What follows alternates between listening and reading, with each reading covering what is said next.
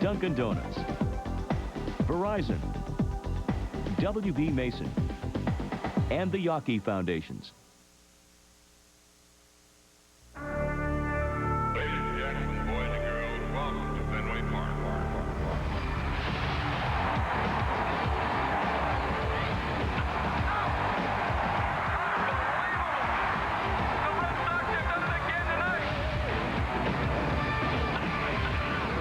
Baseball is a sport tied to the past, a rite of passage, a ritual of summer, the pastime of a nation.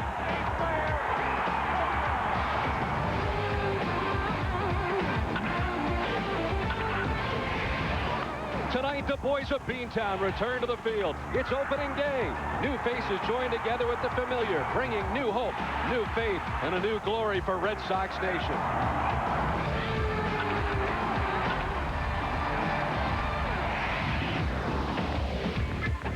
Live from Tropicana Field in St. Petersburg, Florida, NESN presents Opening Day 2003. Tonight, the Red Sox take on the Tampa Bay Devil Rays.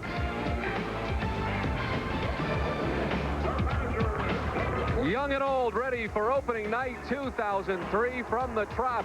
The Red Sox, after a very successful spring training under Grady Little, ready to go on this opening night. Grady Little in his second season as the manager of the Red Sox. And Manny Ramirez, just a torrid pace in spring training, all ready to go for this 2003 campaign. Pedro Martinez today will make his sixth opening day start in a Red Sox uniform.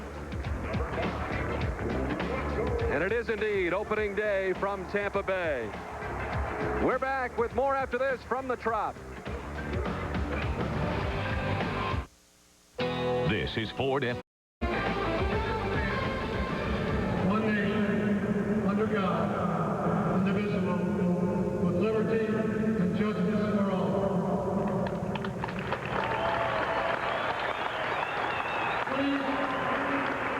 Please remain standing for a moment of silence as we think about and we honor the brave men and women from America and from the coalition forces who, as we are here tonight, have put themselves in harm's way in order to promote the cause of liberty around the world and the freedom of the people who are around.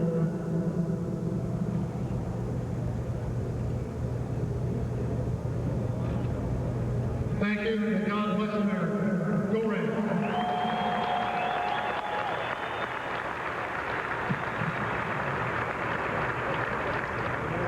And now, we direct your attention to the infield, accompanied by sign language specialist, Ms. Linda Diaz. Please welcome and join from Entertainment Review, Jessica Johnson, Brooke Causey, Jenna Rubine, and Jessica Sierra as they perform our national anthem.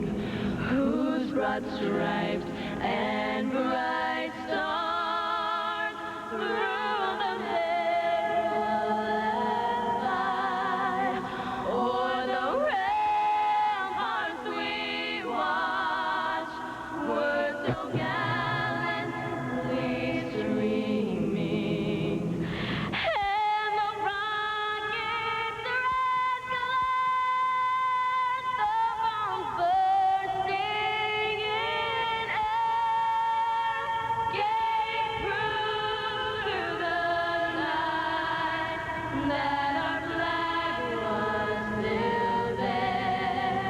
Oh, sing of that star.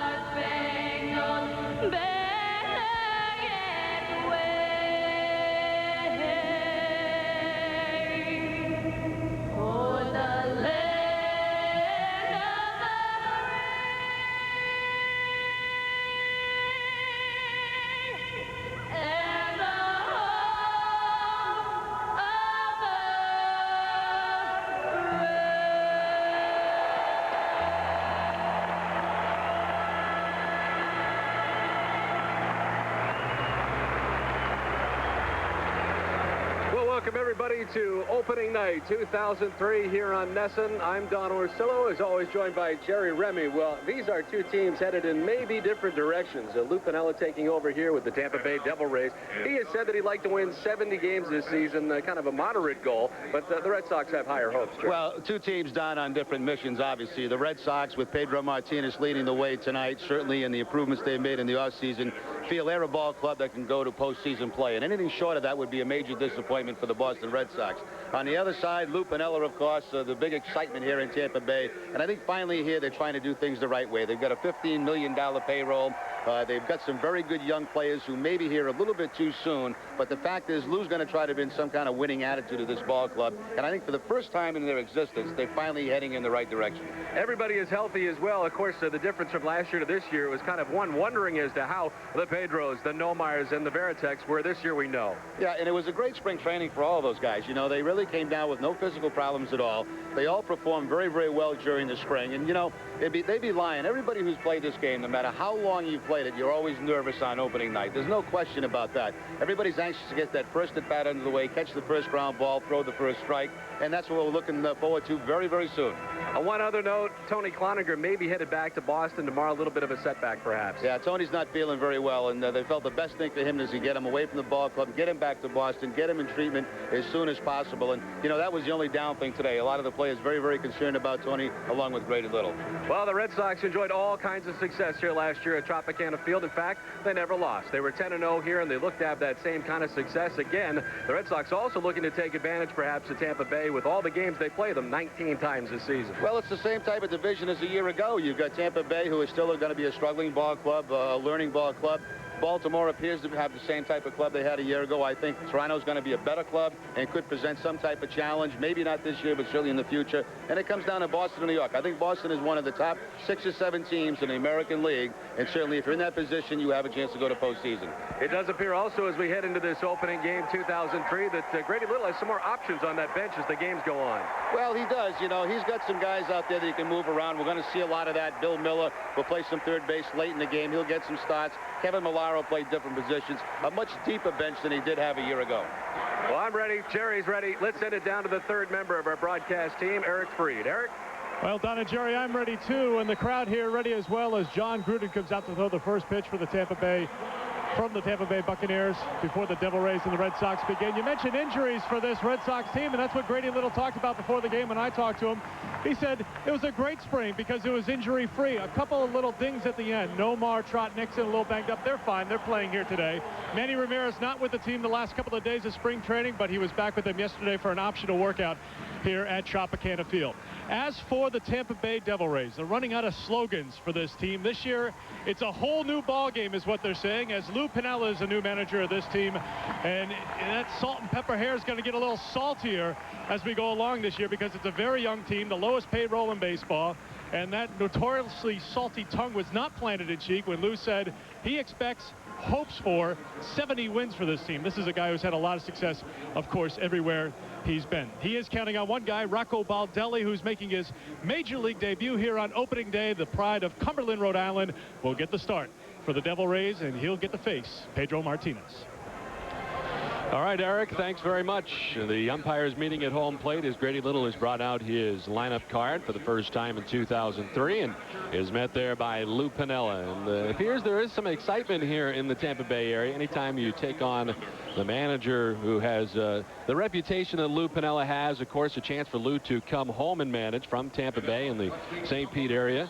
But it does seem that the Tampa Bay fans, again, are looking for hope here, and it appears that way with a very good crowd on hand here tonight for opening night. Well, very good, Don, but a little disappointing. Not a sellout crowd. Now, we read in the paper today there are only a couple of thousand seats available for this game, but still a lot of the upper deck is not going to be filled here. But certainly, as far as the crowds that we have seen here in the past, this is a much, much better crowd. I don't think I've ever seen a crowd here more than 20,000, to be honest with you. And we did most of the Tampa Bay games here last year, and a great crowd on hand here tonight at the Trop. And as we mentioned earlier, Lou Piniella has kind of moderately put a goal out there. He'd like to win 70 games here, at least with Tampa Bay this season. He comes in with the second youngest team in the major leagues. Detroit is first. But, of course, he brings on a situation, or comes into a situation here where he does not have much in the way of a payroll to work with. In fact, the Tampa Bay Devil Rays' entire team is a $15 million salary, which is amazing. The pitching staff alone just 1.7. I mean, that is staggering in today's terms. Yeah, I was looking at those numbers today, and they've got guys that have been playing for a year or two still making minimum salary on this team. But over the last week, they have added some veteran players to this team. Certainly Ray Ordonez will be at shortstop for them. A veteran presence, a guy that's been around a while. They've added some guys to the bench, Terry Shumpert. So, you know, the main focus, and we look at Al Martin right now, who was just recently signed by the Devil Rays, but the main focus is on the young guys. Guys like Carl Crawford, Baldelli, certainly Grieve, who was here last year, Aubrey Huff, Toby Hall. Those are the guys that in the next 2 or 3 years, the Devil Rays hope can make this a competitive team. One thing to keep in mind heading into tonight's opening night, the Rays have won 3 straight opening day games, the longest current streak in the American League, and they are tied with Arizona in that category for the second longest in the majors, behind Atlanta, who had won 5 straight opening days coming into their action today against the Expos. We should tell you, for those of you who have watched so many games here from Tropicana Field, they have done some renovations here at Tropicana Field, and yesterday they made an announcement here and had a press conference, and some of those changes are the wall out there. It is now quite aquatic, if you will. They have added some different things out there on the wall. There's a look at a Devil Ray. And they have added some things up onto the very controversial catwalks here that we have heard so much about. You may remember last year, one of the most dramatic victories of 2002 was the pinch hit grand slam for Shea Hillenbrand off the catwalk out there. It was that very catwalk, in fact, and it is now covered up as well. So a few renovations here in Tampa Bay to add to the effect of Tropicana Field. The best thing they can add is some wins. Well, they'd like to mix in a few against the Red Sox. The Red Sox certainly looking to continue the momentum from 2003, in which they won 10 games here at Tropicana Field. Let's take a look at the opening night starting lineup for the Boston Red Sox. Johnny Damon will lead it off. He's in center field. Todd Walker bats second at second base. Nomar Garciaparra, shortstop, bats third. Last season, .349 the batting average for Manny Ramirez and the batting title. Kevin Millard, first base. Shea Hillenbrand at third, bats sixth. Jeremy Giambi, the DH, batting seventh. Nixon in right, and Jason Varitek does the catching in bats ninth. The defense tonight for the Tampa Bay Devil Rays. Aubrey Huff will be at third base. Ray Ordonez coming over for the Mets will be at shortstop. Brett Abernathy at second. And Travis Lee, last year with Philadelphia, he's at first base. Left to right, Carl Crawford, Rocco Baldelli, and Ben Grieve. Toby Hall behind the plate. And on the mound, left-hander Joe Kennedy. At 23 years old, he is the youngest to start a Tampa Bay opener. You can see the numbers from a year ago. 8-11, 4.53 ERA. And just a horrible spring. Bad numbers during spring training, but he gets the nod here on opening day. He's never beaten the Red Sox. He's had 4 career starts against them. 0-1 with a 6.14 ERA. And the umpiring crew, Charlie Relaford has the plate. Mike Everett at first, Hunter Wintelstead at second, and the veteran Larry Young at third. Well, let's take a look at tonight's game notes, brought to you by New England Toyota dealers. Red Sox have won 9 of the last 13 season openers. 14 Red Sox players not on last year's opening day roster, and 18 Devil Rays players not on last year's opening day roster. So both teams really with an awful lot of changes in the offseason. Well, we are ready to go here as Joe Kennedy makes his way to the mound for the Devil Rays. You may remember back in 1986, the very first pitch thrown against the Detroit Tigers at Tiger Stadium, Dwight Evans took out of the yard. We'll see how the first pitch of 2003 goes. Johnny Damon takes strike one. Johnny in 154 games last year, some of it injured, but was able to work his way through. And it evens up at 1-1 to Damon. Red Sox tonight from Kennedy will see 2 types of fastball: the cross-seam fastball, the sinking fastball, a over-the-top curveball, and a changeup.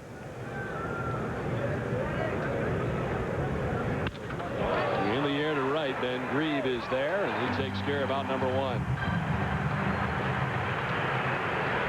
Where available, today's broadcast can be heard in Spanish by using the SAP function on your TV set. John Walker. One down, and it brings up Todd Walker. You mentioned Joe Kennedy's miserable numbers during the spring, and boy, he had a very tough spring training, and you have to wonder if it'll carry into this season. His first outing of the year is Joe Kennedy during the spring was 0-4 with a 10.43 earned run average in 5 starts. The Devil Rays train down the street here in St. Petersburg, so they don't have to go very far from their spring training site. On the ground, Abernathy ranges to the outfield, hit the heel of the glove, and it's too late to get Walker. So the Red Sox have their first base runner of the afternoon. Certainly a play that could have been made by Abernathy. He did range to his left, not a great deal, but somehow got trapped in between trying to make the play on this ground ball. We'll see how they score this. Pretty good chance it goes an error, but we'll see.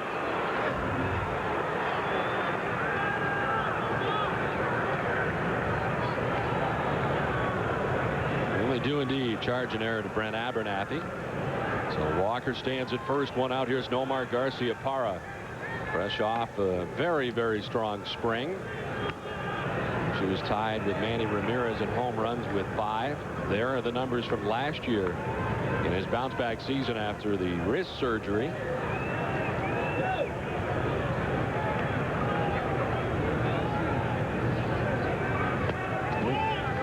You have mentioned many times the telltale signs for Nomar, and the difference from a year ago. He was pulling everything at this point last year, and this year he seems to be going the opposite way with authority.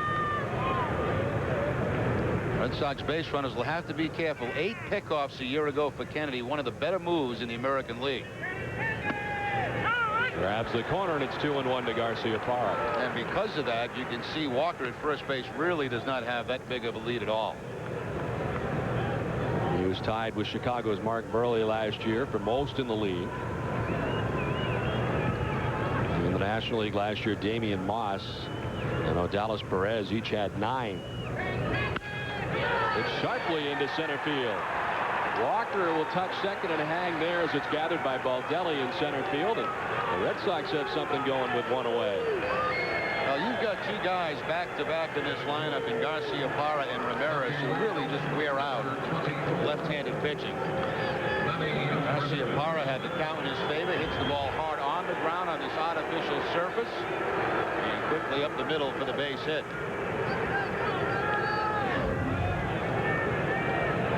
So the error continued the inning, and Walker reached to Garciaparra, goes back up the middle. Runners at first and second, 1 away from Manny Ramirez.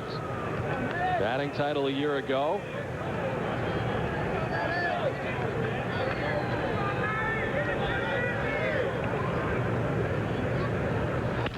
He slices it foul down the right field line. Yeah, Manny took a couple of days off. He was back home while the team was in Atlanta. He returned here yesterday, took part in a optional workout here at the Trop late yesterday afternoon. He was doing it all, I'm told, as he was taking fly balls and everything else here yesterday. And his final tune-up before the beginning of the season. But as dedicated as we have seen him since in a Red Sox uniform. Over the course of spring training, we saw hustle from Manny that we had not seen previously, and he appears to be very locked in and ready for the season. Kind of like you, Don. I am locked in and ready, Jerry. A lot of hustle this spring all over the state of Florida.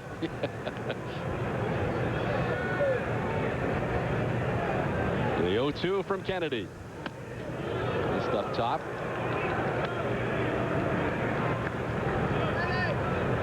Joe Kennedy a year ago was the ace of this staff, thus his positioning in the rotation to begin this year. Kennedy was just 8-11 last year with a 4.53 earned run average, but he was the best that the Devil Rays had to offer. It's one of those things you have to deal with if you're on this Devil Rays staff.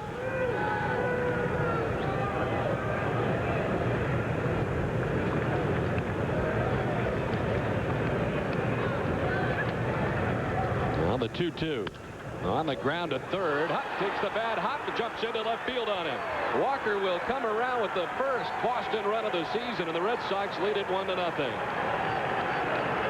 Well, a big break there for the Red Sox. That could have been a double play to get the Devil Rays out of this first inning. Instead, it appeared when it hit the dirt, it did take a bit of a bad hop right up over the glove of Aubrey Huff. They played it off to the side. If he fronts the ball, he's at least going to knock it down. You see, he had an opportunity here to get in front of the ball, but didn't do so.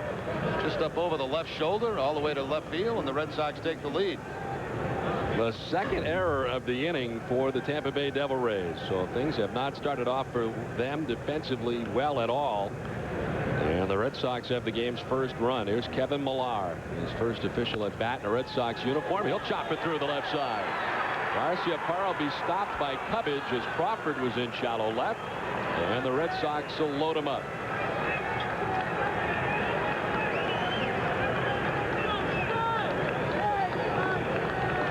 Kevin Millar jumping on the first pitch. His first at bat in a Red Sox uniform. Top spin ground ball past the shortstop Ray Ordonez.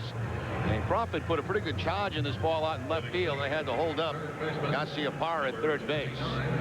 So no help from the defense in this inning is really hurting Joe Kennedy to get this ball game started. So the base is loaded for Shea Hillenbrand, who was involved in one of the more memorable moments with the bases loaded a year ago when he hit the pinch hit grand slam here at Tropicana Field up off the catwalk in left.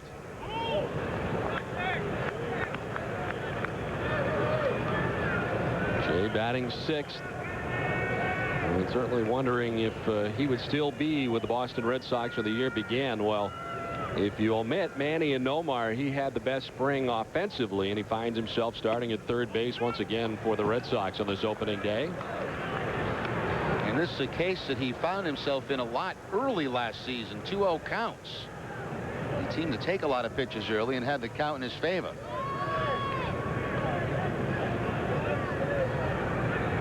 Well, a 2-0.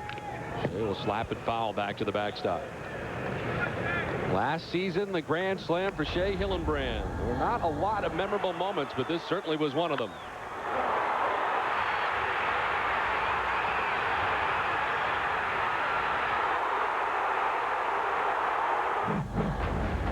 Just part of the 10-0 record for the Red Sox here at Tropicana Field last year.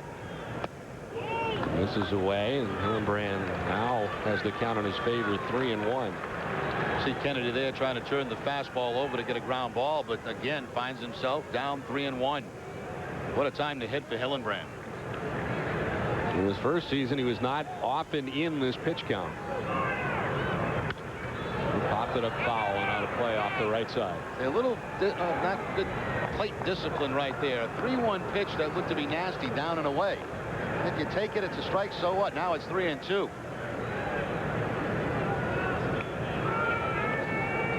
Probably not overly used to that situation over the course of the first 2 years in the major leagues. Doesn't know how to handle a 3-1 count. Well, it's a full count now with one down. In the air to right center field. Grieve is on the run. He will not make the catch. Back towards the wall it goes. Garciaparra is in. Ramirez is in. Millar will stop at third. It's a 2-run double for Shea Hillenbrand. The Red Sox lead it 3-0. You know, that's one thing that has impressed me this spring watching a number of the Red Sox hits. It seems like when they get a couple of strikes on them, they are making an attempt to go up the middle into the opposite field and to stay away from the strikeout. Hillenbrand gets the fastball on the outside part of the plate, puts a good charge in it. Grieve is just an average outfielder. The ball gets over his head and a couple of runs come home. So not a great way for the Devil Rays to start, especially when they have not yet seen Pedro on the mound. Well, Chris Bosio, the pitching coach, is out there very quickly to talk to his tall left-hander. As things have not started off very well for Lupinella and the Devil Rays. 2 errors in the inning, and so far it has led to 3 Boston runs. Runners at second and third. Still only 1 out in the inning.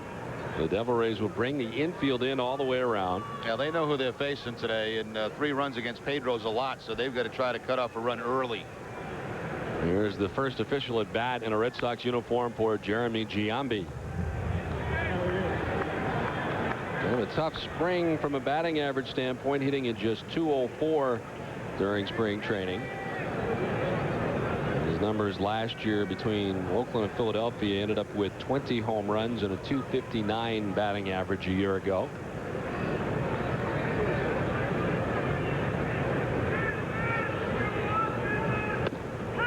In there for the strike, and Giambi's down 0-2.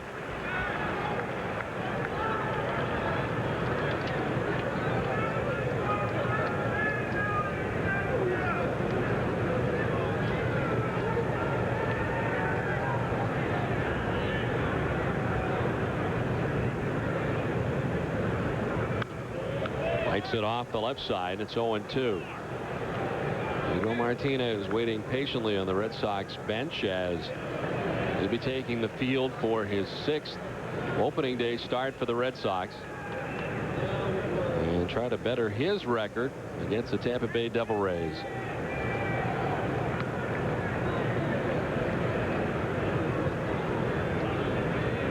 The 0-2 pitch. Backs him off. 1-2 now to Giambi. Now Pedro's already made all his warm-up throws down there, so I mean he doesn't mind seeing the 3 runs on the board, but you don't like to sit around a long time either in that dugout and cool off. But I'm sure he'll welcome as many runs as possible.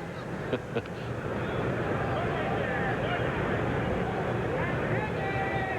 1-2. Giambi lays off, or did he? They'll check. He didn't offer. This is Larry Young. And it evens up now 2-2.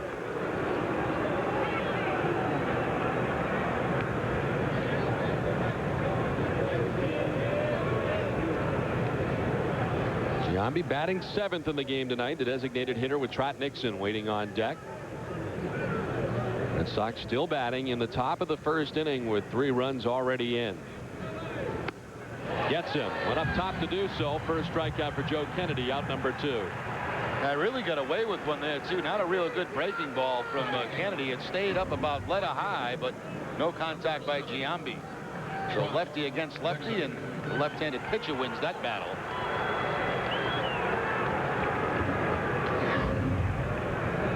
So Giambi has struck out, 2 down. It brings up Trot Nixon. Trot missing the last game of spring training in Atlanta after fouling a pitch off his shoe top and had to blow up on him a little bit. Was very swollen, but the x-rays were negative, and he is back and all right. He's the jackknifes back out of the way.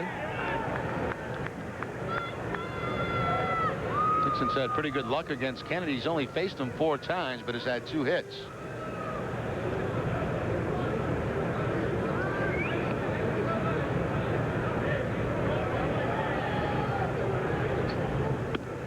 Nixon thought about it but didn't offer, and he's ahead 2-0. Trot, 27 years of age. He'll turn 28 on April the 11th, which is opening day at Fenway Park. This is Trot's 10th season in the Red Sox organization. So he was drafted, of course, in the 1st round back in 1993. He's ahead 3-0. Joe Kennedy missing high again. Last year, .256 batting average for Trot in 152 games.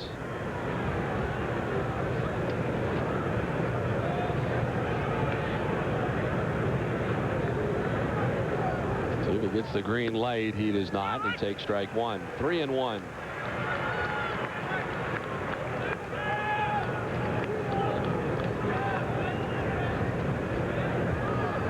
Kevin Millar standing at 3rd. Shea Hillenbrand at 2nd. With 2 outs here in the top of the 1st inning. 3 runs in. And the breaking ball in there for strike 2.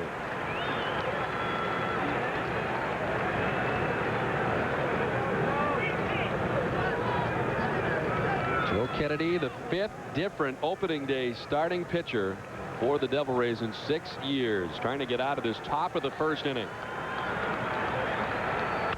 On the ground softly towards Huff. On the run and in time to get Nixon. The Red Sox sent 8 men to the plate in the top of the 1st inning of their very first game in 2003, and they lead it 3-0. What else can you tell me about our state? Rhode Island is the smallest state. Mm-hmm. Rhode Island's called the Ocean State. Yes, Amy. Rhode Island is a great place to live and work because you can get special advantages with the 529 College Bound Fund. It's a college savings plan from Alliance Capital. My grandparents get special estate planning features, and withdrawals for college expenses are tax-free. Federal And state. The Rhode Island 529 College Bound Fund. One more reason to live and work here. Drinks before lunch? Water's fine for me. Water for me too, but with lemon, please. I'll have a Sam Adams, please. Make that 2 Sam Adams. Oh, I'll have a Sam also. Me 4. Nice. Never miss an opportunity to enjoy a tasty Samuel Adams lager, especially when it's on someone else's tab. Samuel Adams, always a good decision. Right. Got it. Yeah. Well, that's great news. I appreciate it. Goodbye. Well, I've got some fantastic news. I'm out of here. No, it was Geico. Just saved myself a bunch of money on my car insurance. Geico. 15 minutes could save you 15% or more on car insurance. Well, the Red Sox get to Joe Kennedy for 3 runs in the top of the first inning. It's on to the bottom of the first. Let's take a look at the Devil Rays starting 9. Crawford leading it off in left field. Rocco Baldelli, Rhode Island's own, is in center field batting second. Aubrey Huff at third. Travis Lee at first base in the cleanup spot. Al Martin, the veteran DH. Ben Grieve out in right field. Toby Hall does the catching. Brent Abernathy at second base bats 8th. And the former Met Ray Ordonez batting 9th at shortstop. And the defense tonight for the Red Sox, they'll have Shea Hillenbrand at third base, Nomar at shortstop, Todd Walker at second, and Kevin Millar at first. Left to right, Manny Ramirez, Johnny Damon, and Trot Nixon. Jason Veritek behind the plate, and making his 6th consecutive opening day start is Pedro Martinez. The numbers from a year ago, 20-4.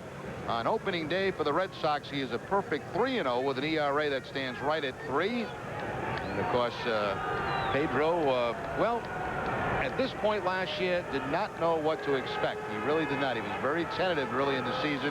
All he did is end up 20-4. Second in the Cy Young Award voting. Carl Crawford's ready, and he takes strike 1. The only Red Sox pitcher to have made more appearances on opening day, of course, is Roger Clemens, who started 8 season openers from 88 through 94, and then again in 1996. As this is grounded sharply at Garcia Parra, who handles his first try of the season.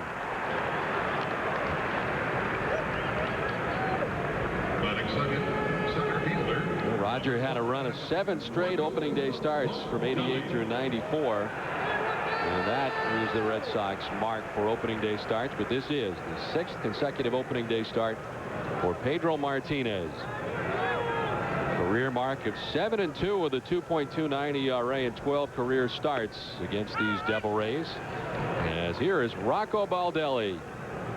Last year with the Bakersfield Blaze, and this season in the major leagues. The Rhode Island native starting in center field for Lou Piniella.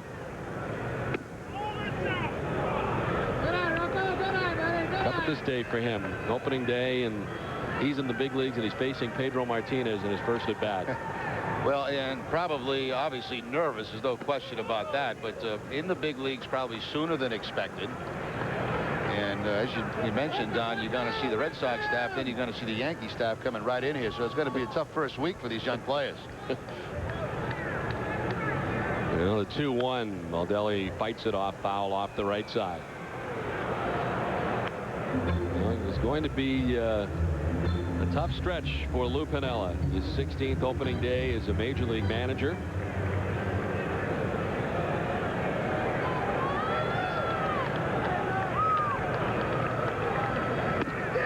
Baldelli strikes out. Pedro Martinez with his first strikeout of the season, and there's 2 down. Pedro going up and in against Baldelli with that fastball to pick up the strikeout. Actually, looks like Veritek wanted away. He was set up away, but the pitch came back inside. Same result, though, picks up the strikeout. So quickly 2 down, and it brings up Aubrey Huff. Last year hit at .313 for the season. It's one of the bright spots. Walker to the backhand from one knee will throw out Hub. Nice play turned in by Todd Walker. It's a nifty 1-2-3 first for Pedro. We're done with one. 3-0 Boston.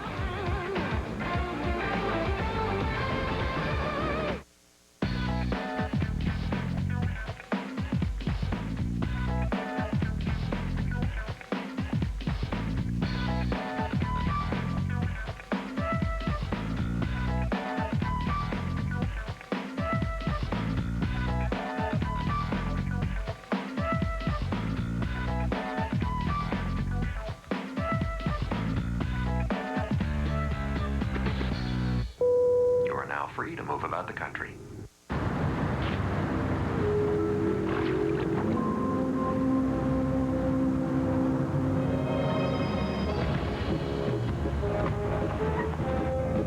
Dunkin' Donuts fresh, delicious breakfast sandwiches. For a breakfast you've got to have. It's just the thing. Dunkin' Donuts is now serving your favorites even faster. Stop by today for a great tasting breakfast sandwich. It's just the thing when you're in a hurry. For extra convenience, extra value, and extra service, stop at Extra Mart. When you're on the go, you need a little extra. Fuel up on Extra Mart's Deli Joe sandwiches, Brew Boy coffee, and more. For your car, Extra Mart offers the brands you know at competitive prices. To protect your lips from the unpredictable spring weather, Extra Mart offers a full line of chapstick products, America's favorite lip balm. With over 150 locations throughout New England, be smart. Shop Extra Mart. 3-0 Red Sox lead after one. Let's take a look at the batting leaders around baseball from a year ago. Manny Ramirez leading the league. Sweeney, Williams, Ichiro, and Ordonez, the top 5 hitters in the American League.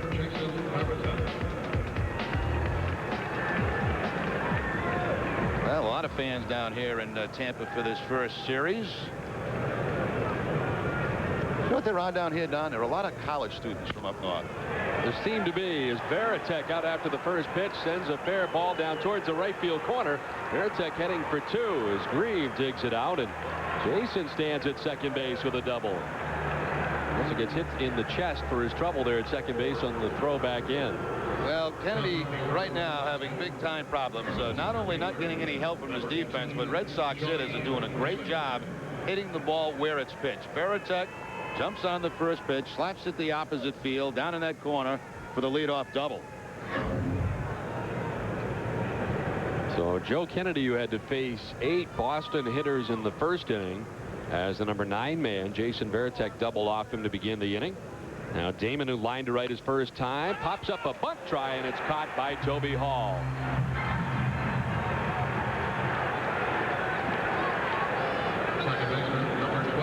I'm not sure that was a sacrifice put on there. It would seem early in the game for that, and the Red Sox have the 3-0 lead. He might have been bunting there for a base hit because it looked like he was trying to drop it down to third base.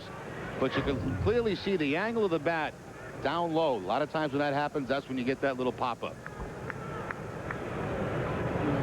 So Damon is retired, and it brings up Todd Walker, who reached on an infield error by the second baseman Brent Abernathy in the first inning. Ooh, this is inside to Walker. I think what Damon was doing there, Don, is just trying to move that runner to third base with the bunt, not the sacrifice put on, but trying to get the job done on his own by getting the ball down and trying to get him over to third. But not a good bat angle, and that usually results in that pop-up. Walker fights it off, and it's 1-1. Walker, 29 years of age, beginning, of course, his first season with the Red Sox after he was acquired from the Reds. In December, was traded for right-hander Josh Thigpen and Tony Blanco, big prospect in the Red Sox organization at one time. He spent all or parts of the last 7 years in the major leagues with the Twins, Rockies, and Reds. But after that pitch, and it's 1-2. Career .292 hitter in 749 major league games. And he's hit .290 or better the last 3 years and 4 times in the last 5 years. Right back at Kennedy. He'll look Varitek back and underhand it to first for the inning's second out. Nesson and the Boston Red Sox would like to welcome Comcast to the New England market. We'd like to welcome you all to tonight's game, the first telecast of the season.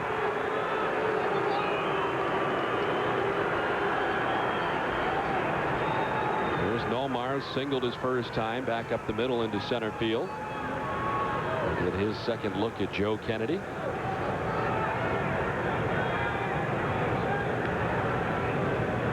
This Devil Rays team is a very youthful crew, and they are the second youngest in the major leagues behind the Detroit Tigers. And Joe Kennedy is no different. The opening day starter for the Devil Rays is 22 years of age and 1 month. He has pitched better here at Tropicana Field than he has on the road in his career. Lifetime 8-8 here, 7-11 on the road. Omar waves at that pitch and finds himself in the hole, 0-2. Last year, 47 2-out RBIs to lead the Red Sox. His bounce-back season after the wrist surgery. But you get the impression that this is going to be a monster year for Garciaparra and Ramirez in their 3-4 tandem.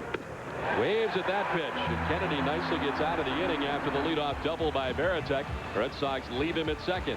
Inning and a half in the books, 3-0 Boston.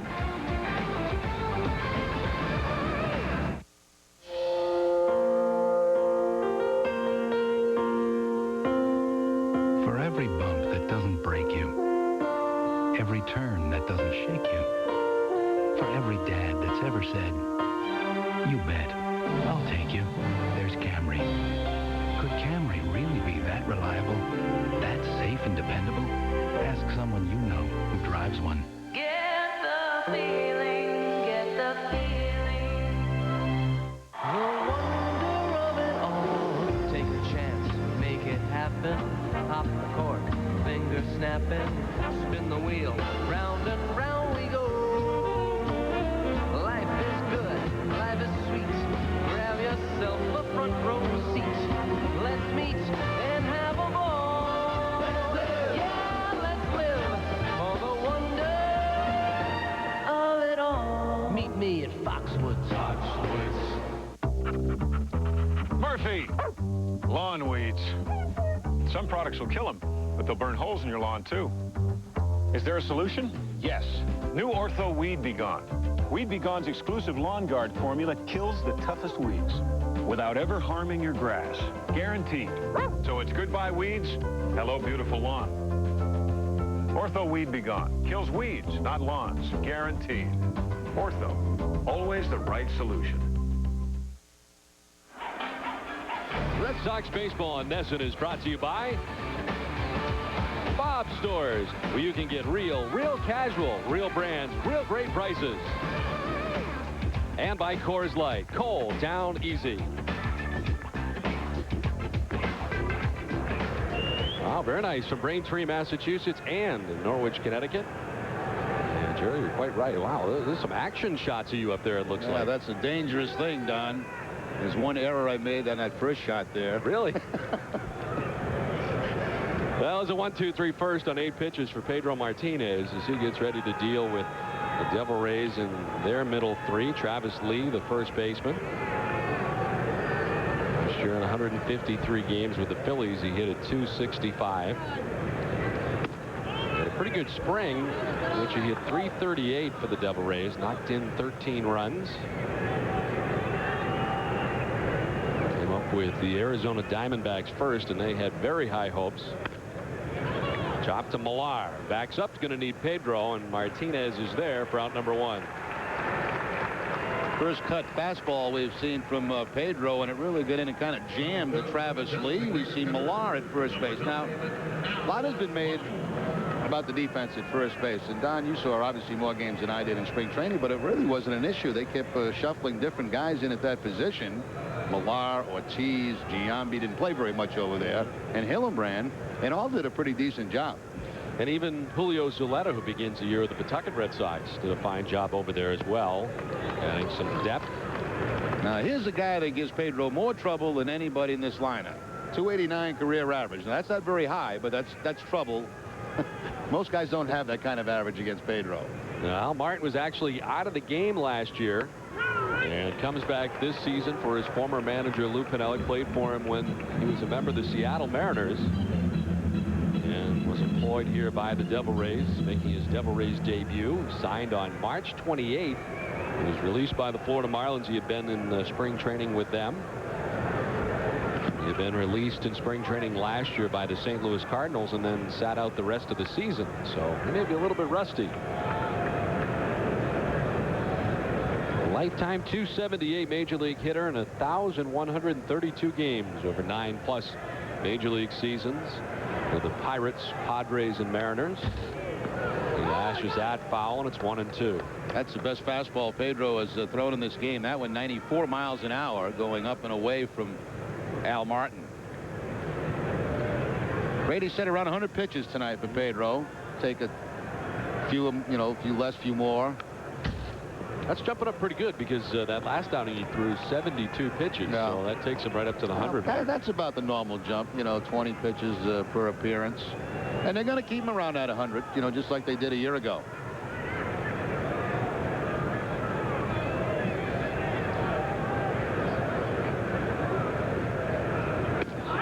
Strike 3 to Martin. He'll walk away with the second strikeout for Pedro Martinez. 2 down. You got to think Martin now did not play at all last year. The first game back in the big leagues, and he faces Pedro Martinez. Fastball right down the middle. And Martin obviously looking for something other than the fastball. I can't imagine what. Most guys generally do try to sit on a fastball. Well, here is Ben Grieve, who gets a start in right field. So much was certainly expected of him as he hits a soft liner, snared by Walker. Lunging to his left, carried him to the outfield grass, but he brings it in.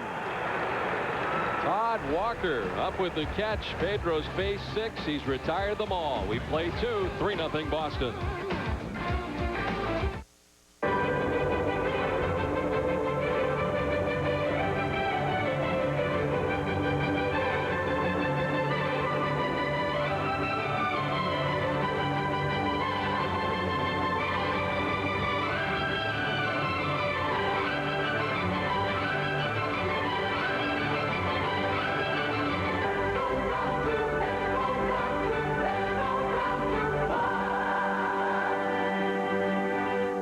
I feel like she hates me right now. I'm gonna try to give her another call again. If you wanna go, Verizon voicemail. You have Catherine home. I didn't care if you hung around me.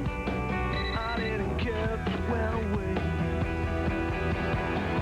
All I need is a miracle. All I need is you. All I need is a miracle. Verizon. Make progress every day. Home loans confused Julie. What are points at escrow, she'd wonder. Then she went to Washington Mutual. They explained the process step by step. Now Julie's never confused. And the answer is... basal ganglia. Basal ganglia. I'll take it. And I don't need the extended warranty. So when you say it's not you, it's me, you're really saying it's me. Exactly. Do you want that snow pea? Nice work, Julie. Nice work. Back in Tampa Bay, a 3-0 Red Sox lead as we go to the third. The Red Sox will be home soon, and tickets are still available for the April 15th, 16th, and 17th opening week games. Most of those tickets are 25% off. Special giveaways include Red Sox calendars for all fans on the 15th, new blue and red caps on the 16th, and sports bags on the 17th. Tickets are available 24 hours a day at 617-4824-SOX at redsox.com or during business hours at Fenway Park. That's a long promo. Did they miss a pitch? No. He got it. It's just they moved away. It was very nicely done, actually. Nice cutaway, Mikey. Very nice job, Michael Narachi. Back is our director for 2003. Of course, our producer is Pat Cavanaugh. And our associate producer, Greg Petranzio. This is lifted into left for Manny Ramirez. And that's Manny's first hit of many in 2003 to come. And the Red Sox have the lead man on in the third. Manny jumps on the inside fastball. Look at the hands come in and still able to get the head of the bat out on an inside pitch and drive that ball hard right by the third baseman. Here's Kevin Millar, who singled to left field his first time up. Red Sox already have 5 hits in the game. And the Devil Rays have made 2 errors through 2+ innings. Millar, 31 years of age, acquired from the Florida Marlins for cash considerations via Japan mixed in the middle, but in a Red Sox uniform to begin 2003.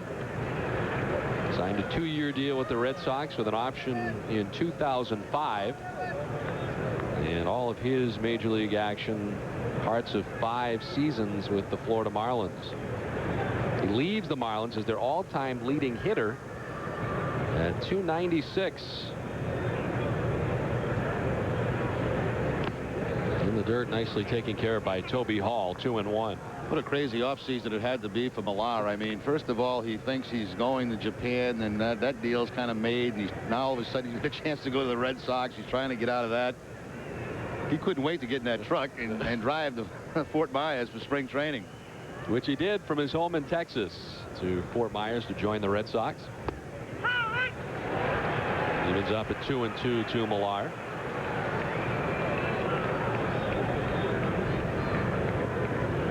He was even a little embarrassed by all the publicity that he was getting back in Boston. He says, they're going to hate me before you even get there. It was unusually large.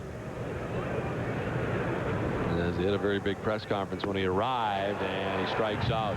Short ball from Joe Kennedy, and there's the 3rd strikeout for Joe Kennedy. 1 down. Well, at times Kennedy has looked very bad in this game. Other times pretty good. When he struck out Garcia Parra back in the 2nd inning with a fastball. Now the breaking ball there to pick up the strikeout against Millar. Away, and it brings up Shea Hillenbrand. Shea doubled his first time up and drove in a pair of runs.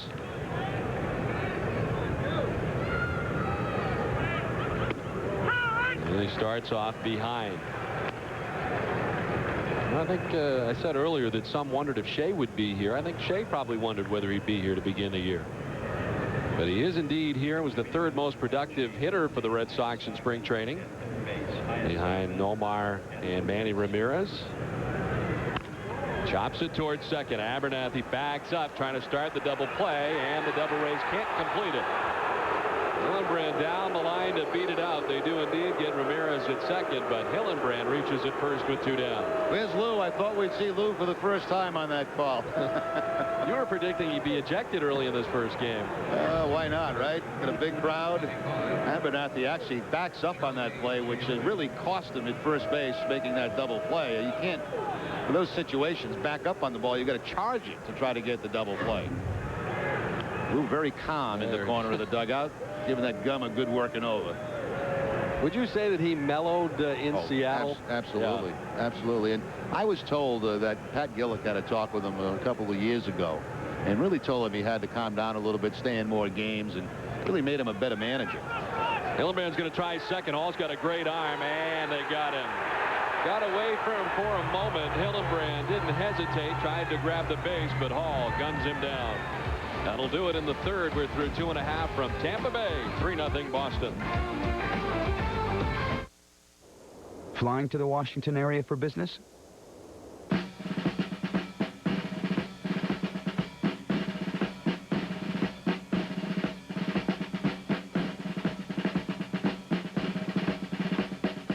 When you choose from any of Southwest Airlines' 21 daily nonstops to Baltimore Washington International, you can receive double credit by booking your flight on Southwest.com.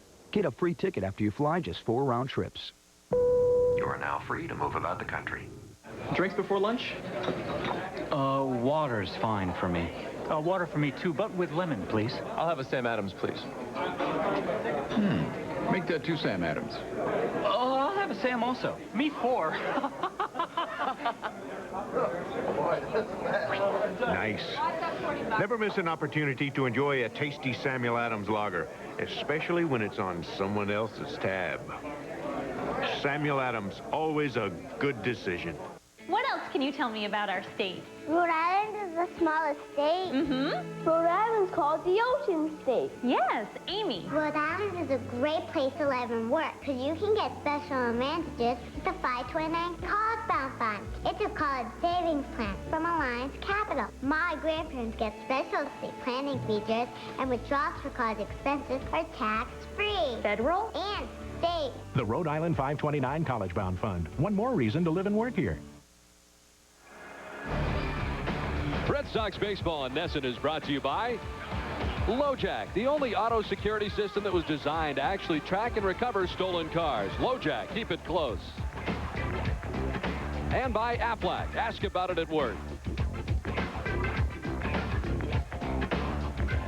Don Orsillo and Jerry Remy back in Tampa Bay, ready for the last of the third inning, and it's the bottom third of the Devil Rays order. Toby Hall, Brent Abernathy, and Ray Ordonez face Pedro Martinez, who has retired the first 6 Devil Rays in order.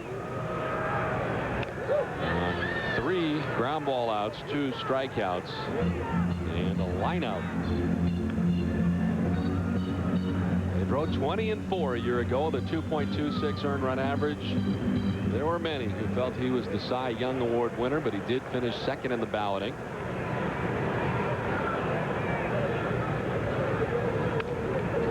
Carves at foul, and it's 1-2 to the Devil Rays catcher. Another one of the young players, Toby Hall, on this Devil Ray club. He started the season pretty good last year. Then he gets sent back to the minor leagues and bounced back and forth with the Devil Rays, now named their opening day starter. Second straight year for Hall that he has started in behind the plate. John Flaherty had started 4 years prior to that for Tampa Bay. Ooh, a little pop-up on a jam job, and there is Millar to make the catch. That is one serious catching shot right there. Oh, that hurts from up here. Fastball just running back in on the hands of Toby Hall. A big swing and no action. Oh, that is seriously getting into the kitchen. So one away, and it brings up Brent Abernathy, making his second straight opening day start at second base. And now has started a bunch of games for the Devil Rays. 193 out of the last 249 for Tampa Bay, all at second base. It is major league debut in June of 2001, and that was against the Red Sox, and homered in his first major league at bat. He hit it off Rich Garces at Fenway Park. Yeah, looks like he's going to be splitting time with Marlon Anderson. Anderson used to play with the Phillies. He's now here with the Devil Rays, and he'd be getting a lot of play at second base. Marlon Anderson was once a huge prospect in the Phillies organization. This is sliced foul down towards the Devil Rays pen, and grabbed down there by one of the bat boys. They use them for protection down there, and he did a good job.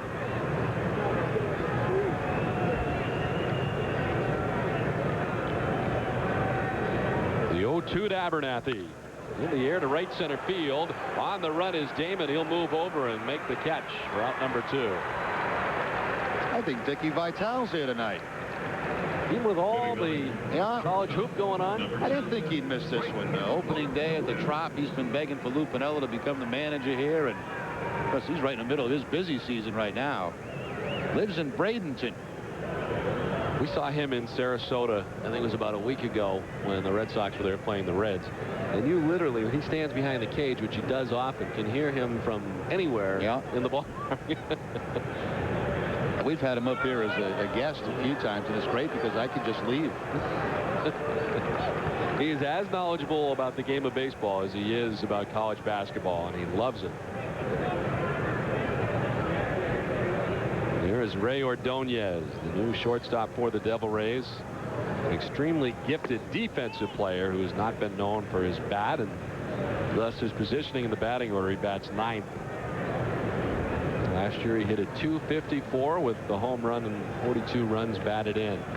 All of his major league career spent with the Mets.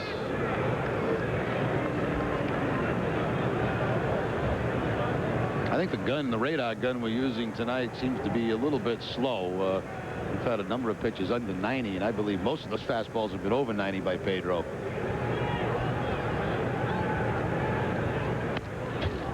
Ordonez gets a piece, and it evens up at 2-2.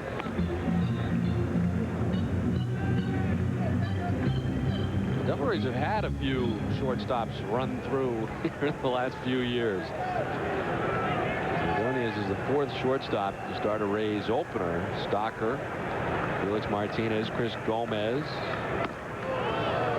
and Andy Sheets here for a while. They've tried a lot of different things, but as far as defensively, Ray Ordonez is one of the best in the game. Yeah, this is not going to be a very good defensive club, but Ordonez, 3 Gold Gloves to his credit. Payoff pitch from Pedro will just miss. Framed by Baratek. And there's the first Tampa Bay base runner of the night. And Pedro goes off the backside shaking his head. He put his hands on his hips after that non-strike call by Relevant. That looked like a nasty pitch on the corner, and I don't think Ordonez was even sure it was going to be called. Ordonez didn't walk very much. Only walked 25 times last year. 2 outs, Ordonez at first. Here's Carl Crawford, who will chop one back to Pedro. From the base of the hill, Crawford's retired, and so are the Devil Rays. Done with 3 from Tropicana Field on this opening night. Red Sox on top 3-0.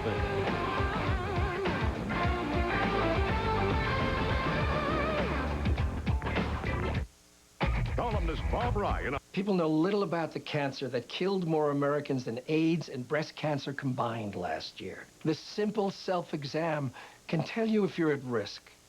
Stretch your 2 hands in front of you.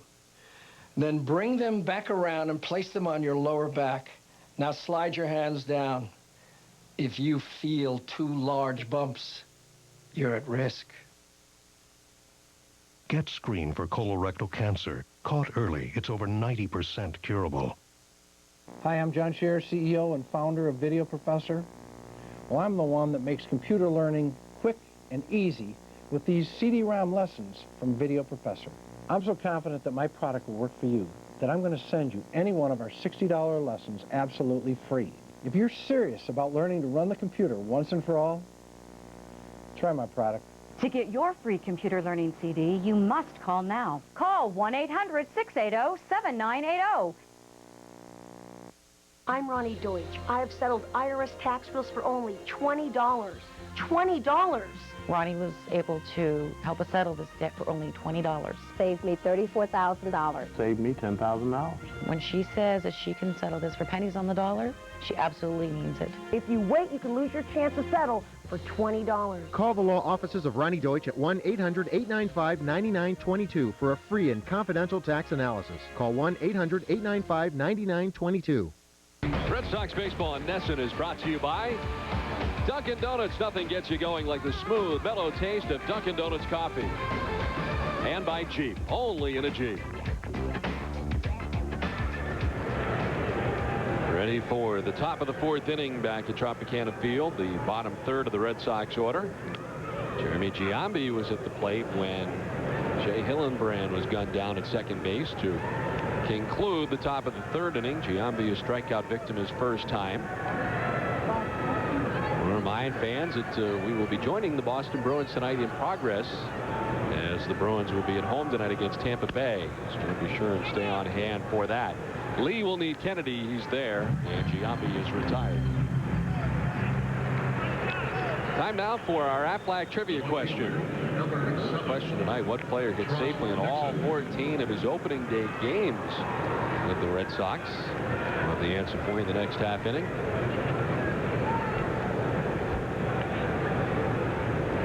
One down. Here's Nixon. Trot grounded out to third base his first time.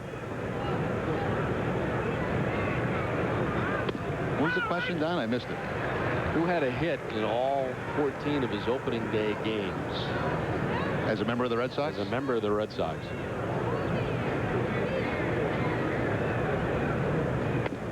Trot thought about it. Did he go? No. This is Larry Young at third, and it evens up at 1-1 to Nixon. Looks like we've had a change at third base. That doesn't appear to be Larry Young. I think that's Dan Iasanga, who they have named now as the third base umpire. So Larry not with this crew.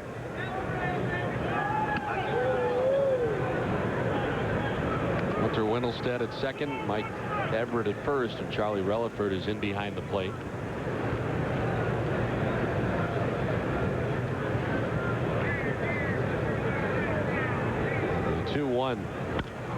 Chopped up.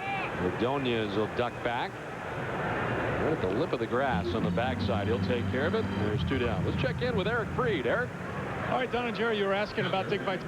Here, don't you know the Final Four is this week, Dick? What are you doing here? I know. But opening day, Pedro Martinez, Lou Piniella, Peanuts. There's nothing like it, man. Peanuts, it's awesome, baby. Baseball. Are you kidding me? I love this. I would assume you would not miss opening day with Lou Piniella making his debut here. I'm so excited. We need him to jump out of the dugout, start to explode. I thought he was going to come out on a close play at first. He should have been out there screaming, yelling. We'd get some people. Hey, I like the Red Sox. You've got some good additions now with Ortiz and Millar, and certainly with Timlin out of the bullpen.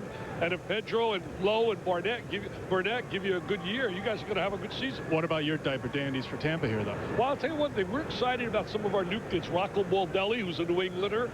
We think he's going to be special. And I like that. I'd rather see them play some of these young kids like Crawford and Baldelli than playing guys that just bounce around the league and really don't create any excitement. So who's your pick? I know you pick these 4 teams. I know. Eric, I'll tell you one thing. You know, Final Four to me right now is so unpredictable, but if you want to hear it, I think we're heading for a Big 12 matchup. I think we're heading for Kansas and for Texas. In the meantime, I'm choking on my peanuts here. Where's Bob Ryan? Where's Sean McDonough? Where's all... We're going to share some peanuts. You guys enjoy the rest of the game. Going to say some peanuts. Go get it, Baldelli. Go get it. Off the wall, and Varitek heading to second base with his second double of the game from his number 9 spot. 2 at-bats and 2 doubles. This one scrapes the wall, and Varitek stands at second with 2 down. Baldelli in the center field looked like he shied away a little bit from that wall. He was going pretty good back toward the warning track. Then he stops when he got to the track and then played it right off. Well, actually, the top of the wall. He had no chance to make that play at all. You know, one thing about Dickie V, he's got to come out of his shell a little bit. He really needs to come out, you know, and just express himself. See, he's thinking along the same lines I was. I thought Lou would be out there fired up. You guys are on the same page. Yeah, on any close play, get the crowd going. You know, this is the largest crowd they're going to have probably till over the weekend when the Yankees show up. So get them into it. Here's Damon, who lined to right his first time, fouled out to the catcher. He's 0 for 2. And Varitek in scoring position, and Damon will take it inside, 1-1. Jason Varitek with a pair of doubles on this opening day for the Red Sox. I bet you he leads the league in doubles right now, Don. I'm going to go out on a limb and say you're right. Chopped right side softly. Abernathy's got to hurry up, and he flips underhanded just in time to get the fleet of foot, Johnny Damon. Red Sox leave a runner in scoring position. We played 3.5, 3-0 Boston.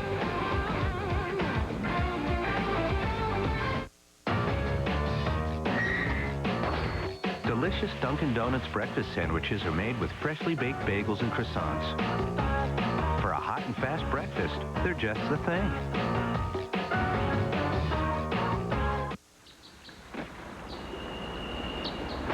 What are you doing? I'm coaching. Let me tell you. You know what the secret to this game is? What? A good night's sleep.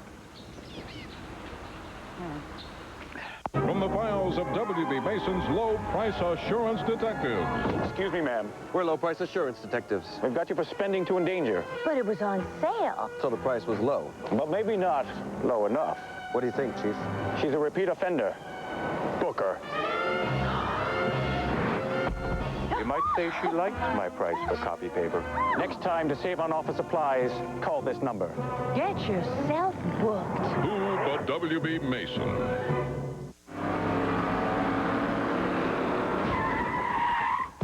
Delicious Dunkin' Donuts breakfast sandwiches. Just the thing. Now served even faster.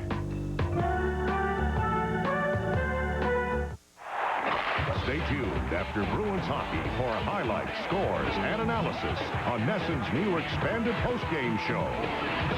This season, every game ends with overtime.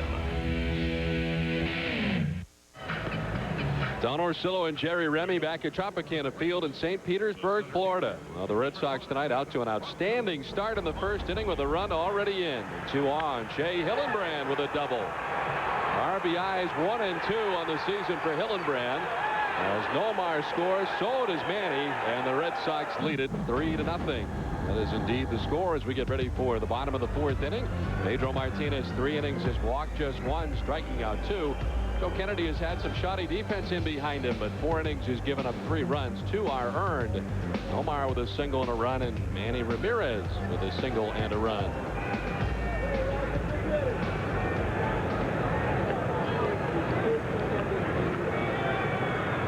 It's on now to the last of the 4th inning, and Baldelli leads it off with a base hit to left field. Down the line towards the corner, Ramirez will dig it out, and Baldelli stands at second base. His first major league hit in his second major league at bat, and the Rhode Island native stands at second base with the first hit of the season off Pedro Martinez. Somebody get the baseball for him. Pedro has it. Nobody's shown it. There it goes. Finally, they give it up. Line drive up over the head of Shea Hillenbrand makes Manny go to the line, so Baldelli gets the first hit of the game and his first major league hit. That's a good feeling. Lou's got it. And not a bad guy to get your first major league hit off, huh? No. He is not likely to forget that anytime soon. Wouldn't anyway, but with Pedro Martinez's name linked to his in every bio for the rest of his life, there's no doubt about that. Here's Aubrey Huff, grounded out to second base his first time.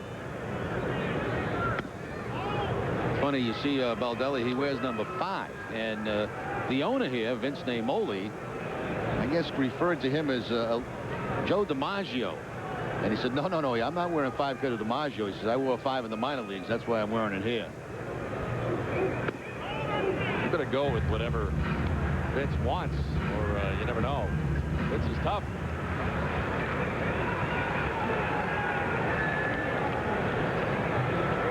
Baldelli at second base, Aubrey Huff with a count of 2-0, and Travis Lee on deck. Pedro working from the stretch. Just the second time in the game, Ray Ordonez had reached on a walk an inning ago.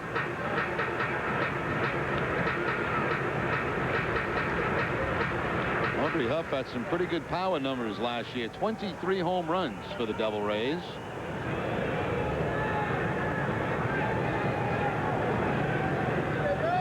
Up the year hitting at .313 last year for Tampa Bay. Far and away their best producer as he fouls it off at the dish. 2-2 now to Huff, and Veritek will run out and talk to Pedro briefly.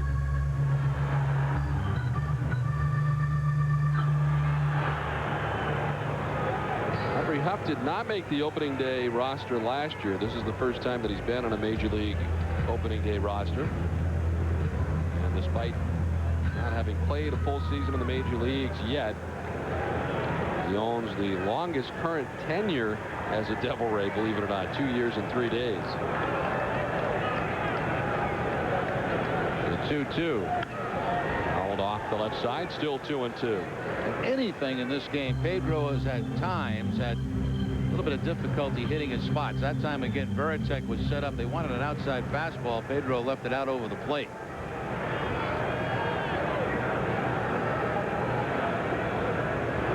Next pitch for Pedro Martinez will be his 40th of his outing as he works here in the 4th inning. Pops it up into right center field. Nixon ranging over is there. Roughing as if the tag is Baldelli. He'll return to the bag. 1 away. Huff is now a career 1 for 16 against Pedro Martinez. Time now for the answer to our Aflac trivia question from an inning ago. What player hit safely in all 14 of his opening day games with the Red Sox? And the answer is Ted Williams. 49 overall, 22 for 49 on opening day. 3 homers and 14 RBIs.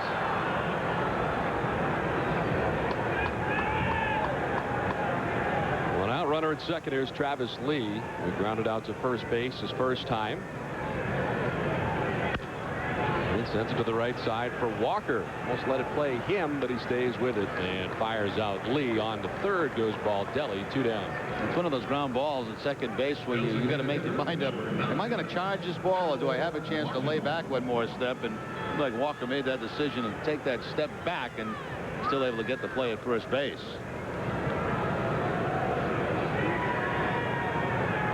2 down for Al Martin, who is one of 2 strikeouts so far tonight for Pedro. Al had all of last year off. 2001, he played in 73 games in left field for the AL West Division champion Seattle Mariners.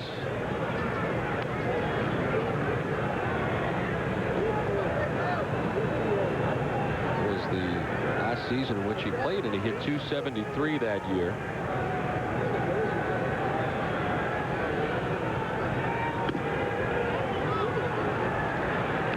Pedro falls behind 2-0.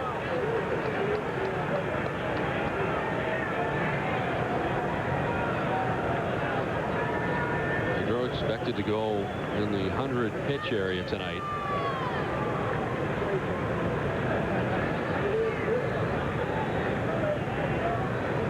Marco Baldelli with the game's first hit off Pedro Martinez, a double to begin the inning. He now stands at third with 2 down. And Pedro has fallen behind 3-0. See, Pedro has some respect certainly for Al Martin. He knows he's always had pretty good luck against him. 2-0 count. Pedro goes to the curveball.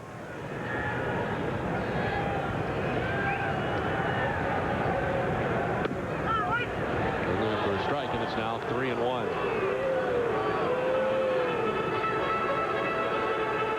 So I wondered if there would be any contract word out of the Red Sox before the game today, and apparently there was not, as the Red Sox certainly have the option to exercise the option on Pedro Martinez for 2004, which they have not yet done, as Martin is hit with that pitch.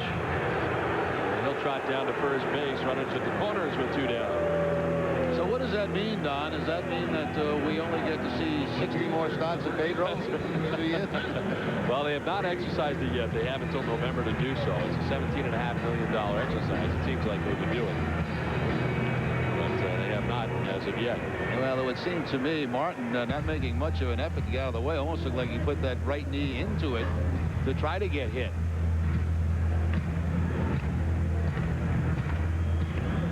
Pedro has made it very clear, though, that he will not discuss it during the season and not negotiate during the season. He wants to be focused. We can understand that. Few that are more focused within the season than Pedro Martinez. Baldelli at third, Martin at first, 2 down. Ben Grieve lined out to second base his first time. He backs out of the way.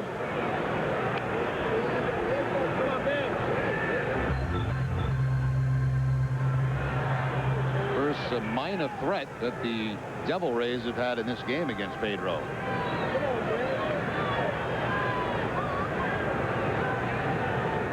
Grieve, the former Rookie of the Year back in 1998, takes the strike, 1-1.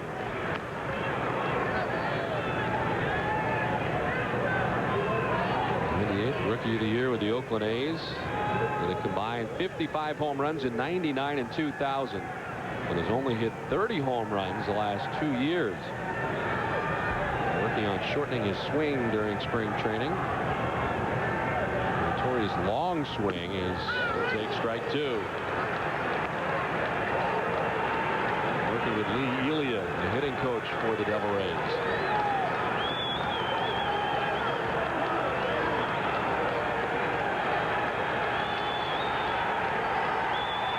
Buzzing in anticipation. The third strikeout for Pedro Martinez. The 1-2. He struck him out. Strikeout number 3 for Pedro. The Devil Rays will leave a pair on. We played 4 from Tampa Bay. 3-0 Boston. So, how was Florida? Nice. A lot of pretty girls on the beach? Yep. Probably wearing bikinis, huh? Oh, yeah. Pretty girls in bikinis. Right now, fly Southwest Airlines for just $39 to $99 each way when you purchase by April 7th. So get packing. You are now free to move about the country. Fill your glasses for a toast. Champagne? Sorry, I'm drinking Sam Adams.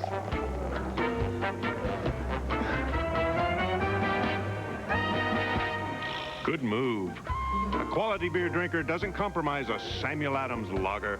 Always a good decision.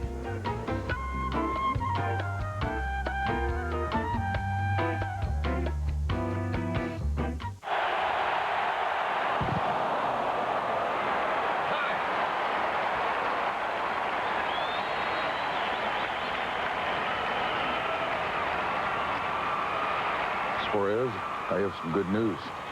I'm taking you out. Oh, you said you had good news. I do. I just saved a bunch of money on my car insurance by switching to Geico. Give me the ball.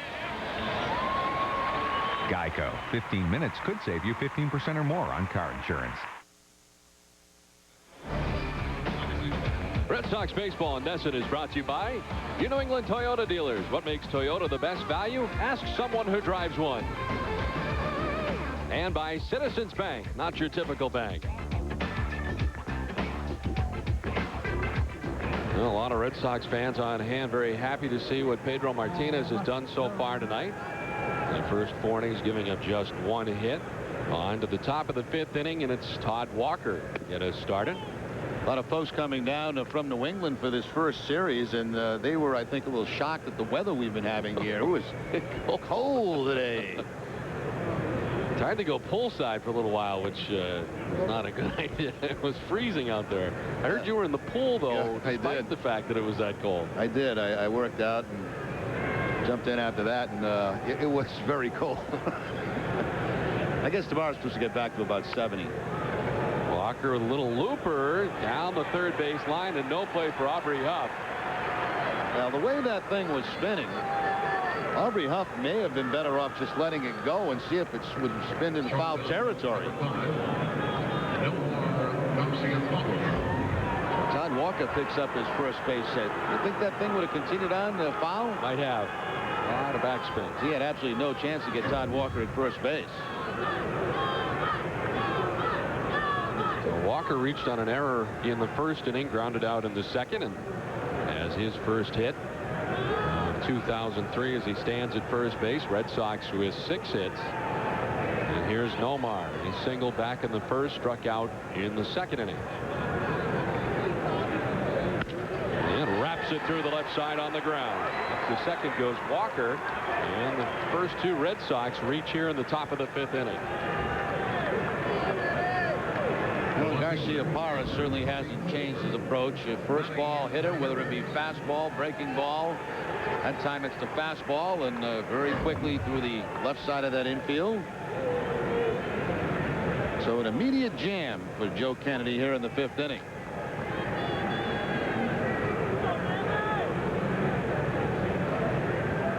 Here's Manny, who reached on an error in the first, then singled in the third.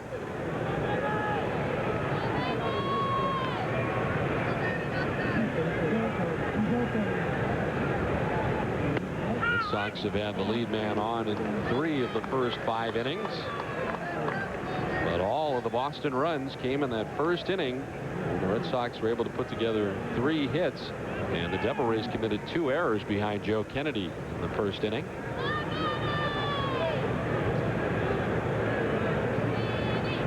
By the way, Manny will not be sacrificing in this situation. No. I'm going to jump out there and go on a limb.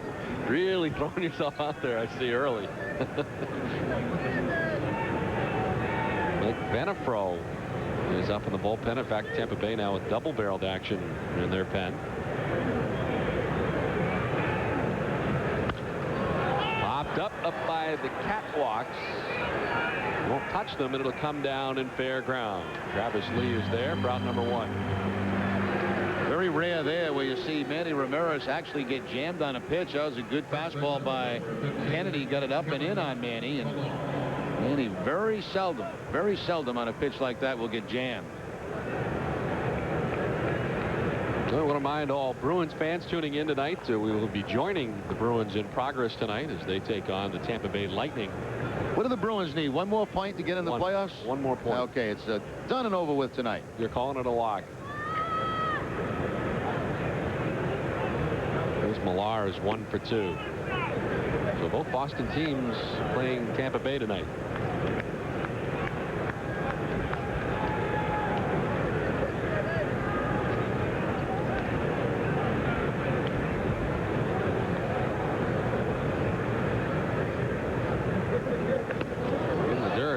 It's Millar. He will move up.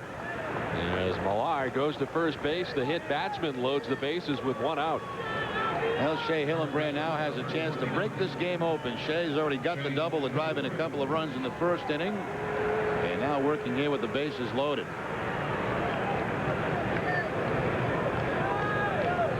They came up in this situation in the first inning and scored Garciaparra and Ramirez. Here comes Chris Bosio, former Major League pitcher, making his way to the mound with double-barreled action in the Tampa Bay bullpen. Chris Bosio pitched a no-hitter against the Red Sox as a member of the Seattle Mariners. Had bad knees toward the end of his career.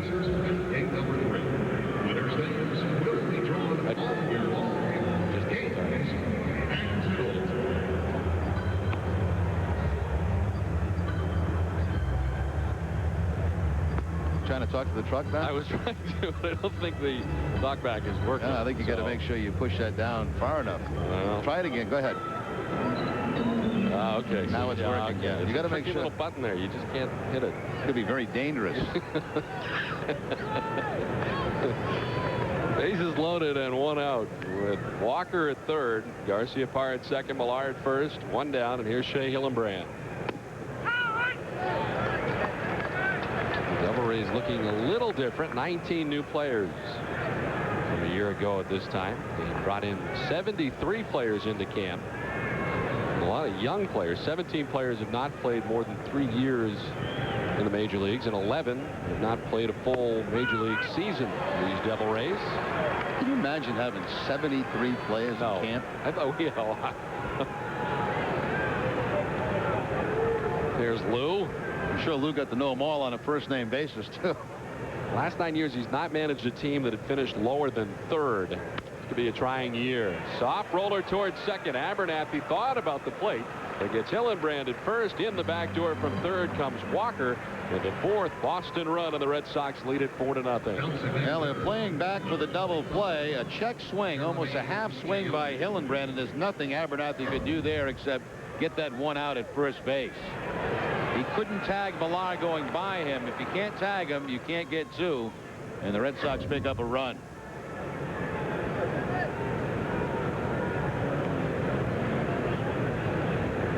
So 2 in scoring position with Nomar at third, Millar at second. 2 down. Here's Jeremy Giambi, who's 0 for 2. He is struck out and grounded out.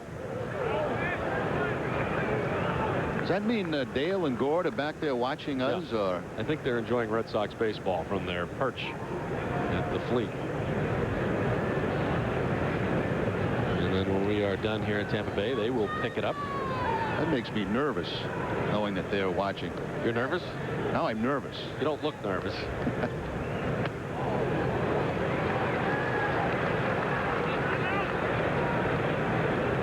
Well, right now, Kennedy 1 strike away of getting out of a major mess. I mean, if he gets out of this inning with only the 1 run, that's pretty darn good.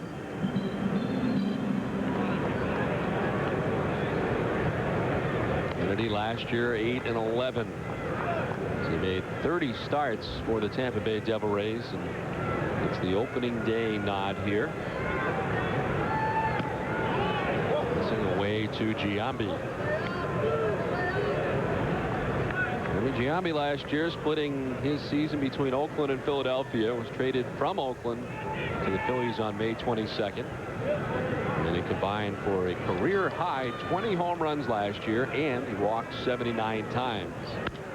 Soft roller right side. Travis Lee's going to need Kennedy, who's there, and the side's retired. Well, he gets out of it. He does give up a run of the inning, does Joe Kennedy. Halfway through this one, Red Sox on top 4-0. The long and winding road. Ask not what your country can do. The policeman is there to preserve this order. I have a dream today. Stick around.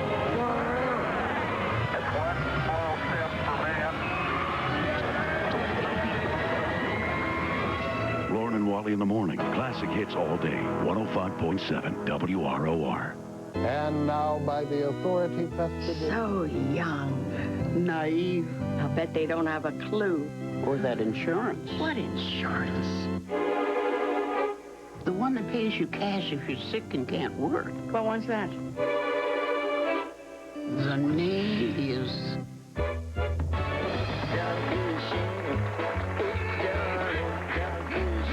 Aflac. Ask about it at work. All right, so you've chosen Harvard Pilgrim as your health plan. Now, what I don't need you to do is fill out a lot of forms. Okay. Also, what you need not to do is worry about whether or not you can keep the doctor you've been seeing. Good. And don't remember to be concerned about getting the online services you wanted. All right. So, try not to be aware of all that. Okay? Sounds great. I can not do all that. More and more people are switching to Harvard Pilgrim simply because we make great health care a little easier. Red Sox on top 4-0 as we get ready for the bottom of the 5th inning.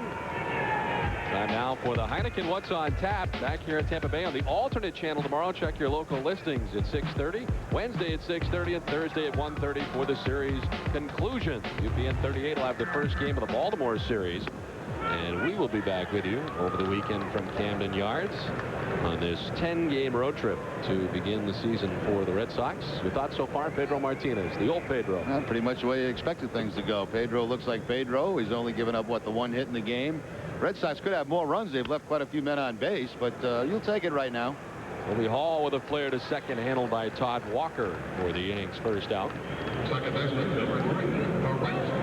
like that, how you came over here for that. Yeah, we had instructions that we were going to be put on the air, so I had to slide out of now.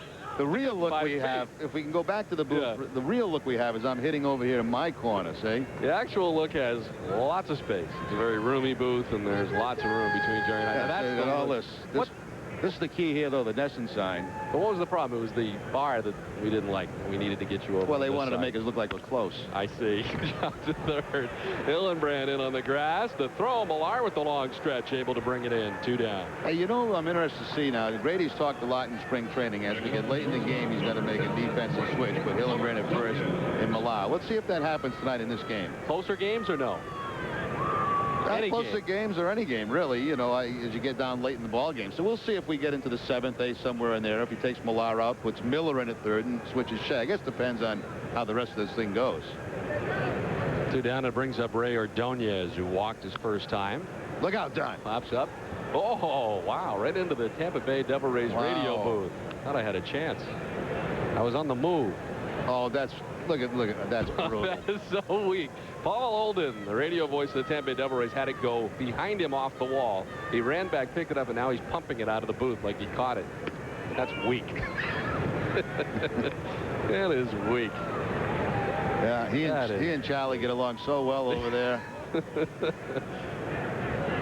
You know, if you're not going to catch it, you can't pump it.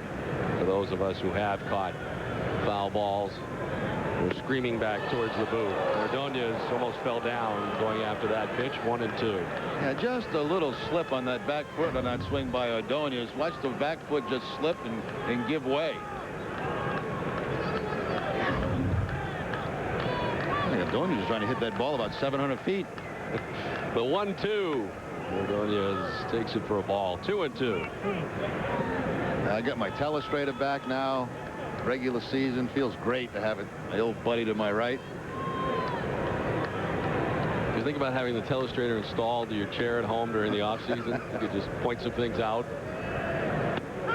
Strike 3 to Ordonez. Strikeout number 4 for Pedro Martinez. A 1-2-3 fifth. We played 5. 4-0 Boston. There's only 2 ugly people in the world, and your mama's both of them. You know, your mama's so fat, she stepped on the dollar and made change. I heard your mama's so ugly, she robbed the bank with no gun, just stuck her head over the counter and say, put that money in that bag. Stick 'em up. Stick 'em up. Timing was a little off. Oh, timing was a little off. Timing was way off. You're not funny. Tell it over a great-tasting, less-filling Miller Lite. It's Miller time. I was transferred far from home, but I can still see my team play. Check out a free preview of the MLB Extra Innings package on digital cable. Catch the hottest big league action from coast to coast for free from March 31st through April 6th. I'm 1,000 miles from home, but my team's right here. Tune into the free preview of MLB Extra Innings on Sports On Demand and find out how you can get Acclaim's All-Star Baseball video game for free. Don't miss the free preview March 31st through April 6th on Sports On Demand. It's a world where opportunity knocks not once, but twice. It's a return engagement on one of the best deals ever offered on a 2003 Ford Ranger.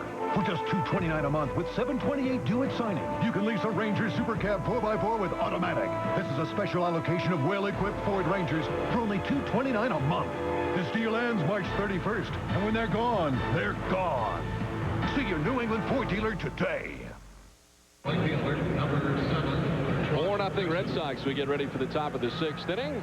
Read about it after the game on the Globe. Preview it before the game on the Boston Globe pregame report. It's more than your average pregame show, hosted by Bob Rogers and featuring Globe writers and studio analysts 30 minutes before game time right here on NESN.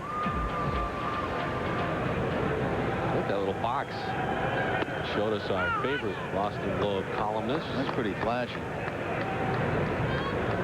Well, I saw something between innings that I have not seen ever in a Major League ballpark. You were all fired up over it, too. Sent out after the breaking ball 0-2. Let's take a look, see if we can get a little of that action in between innings. Chicken races. How about this? Only in Tampa Bay. Isn't this great? There's got to be somebody in the suit. Right? Yeah. That's not a real... That chicken turned to talk to the other chicken.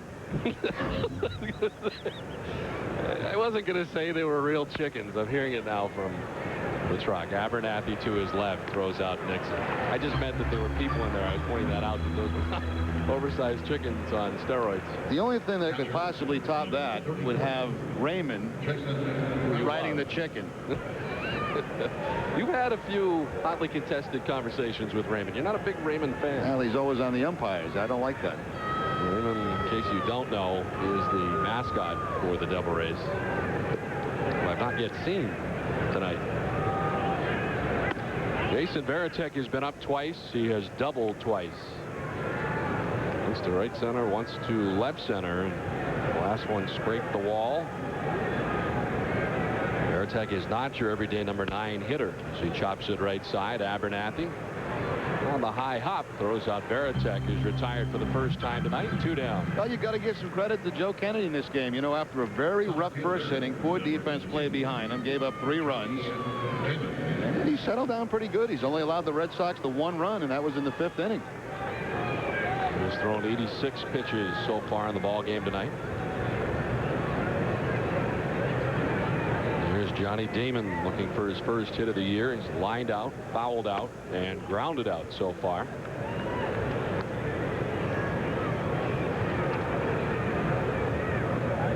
Devil Rays have won 3 straight opening day games. Things have gone south from there over the last few years. It is definitely a youth movement. 22-year-old Joe Kennedy. The Rays have 2 outfielders who are 21, Carl Crawford and Rocco Baldelli. Popped up around the bag at second. Abernathy will extend out to the outfield grass to haul it in. It's a 1-2-3 6th for Joe Kennedy on to the bottom of the 6th. 4-0 Boston. So, how was Florida? Nice. A lot of pretty girls on the beach? Yep. Probably wearing bikinis, huh? Oh, yeah. Pretty girls in bikinis. Right now, fly Southwest Airlines for just $39 to $99 each way when you purchase by April 7th. So get packing. You are now free to move about the country. Hello. Steve? What? Dude, are you still getting coffee? What? Dude, seriously. What?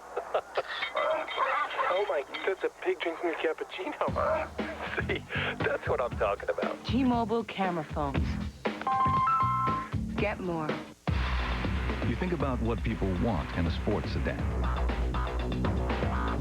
A sport-tuned suspension. A coupe-like design. But you also think about what people need in a sports sedan. like an available turbocharged engine. You think about that, then you build the Volvo S60. Performance when you want it. A Volvo when you need it. Red Sox baseball in Nesson is brought to you by Dodge. You can take life as it comes, or you can grab life by the horns, Dodge. And by Foxwoods Resort Casino, the wonder of it all in Southeast Connecticut. Call 1-800-PLAY-BIG.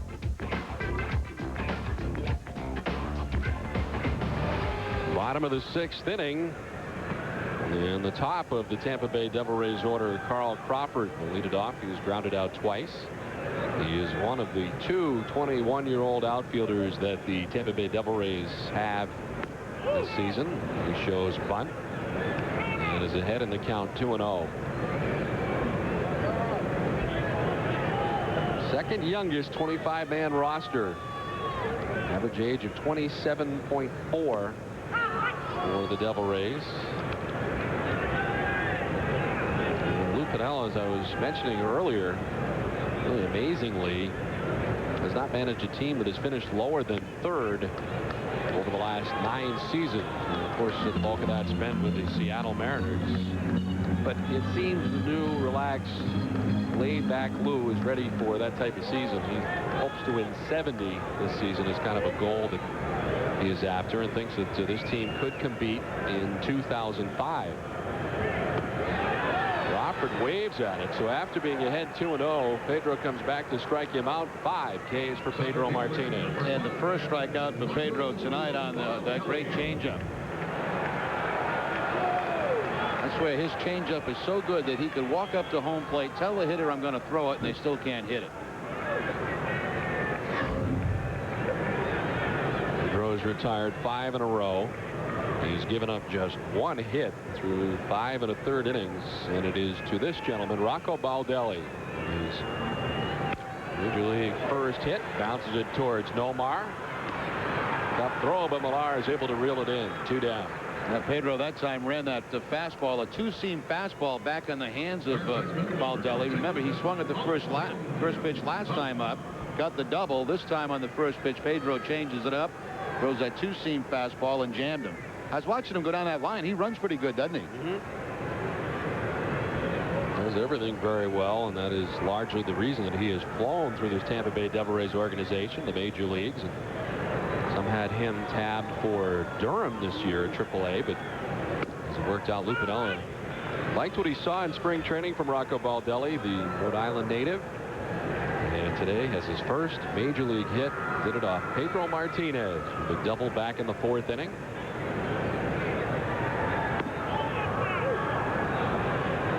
Devil Rays with a payroll of just $15 million. Their starting rotation $1.7 million, and the bulk of that going to Jim Parquet and Steve Paris at the end of their rotation. They're the most expensive. They each make $400,000.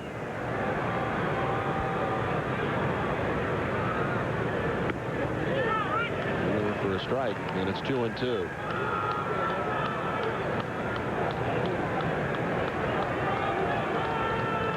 Pedro with 5 strikeouts so far. On the left field line and out of play. Only been 3 base runners for the Devil Rays. Ray Ordonez walked in the 3rd, the double by Baldelli in the 4th, and then Pedro got behind Al Martin, ended up hitting Al Martin. This should be the 70th pitch of his outing. Again, we're told to go on the 100 range. And this is rifled through the right side. Aubrey Huff with the 2nd Devil Rays hit of the night, aboard with 2 down. Aubrey Huff had been 1 for 16 against Pedro prior to that at bat. He gets the curveball from Pedro. Pedro gets a lot of the plate with his curveball. Not a real good bite on it, and Aubrey Huff is the hard line drive for the base hit.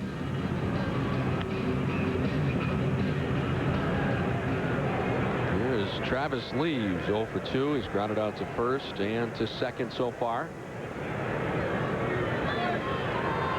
1 for 13 lifetime against the Red Sox, and all of that coming in interleague play. Always He's had success on opening day, a .391 opening day hitter.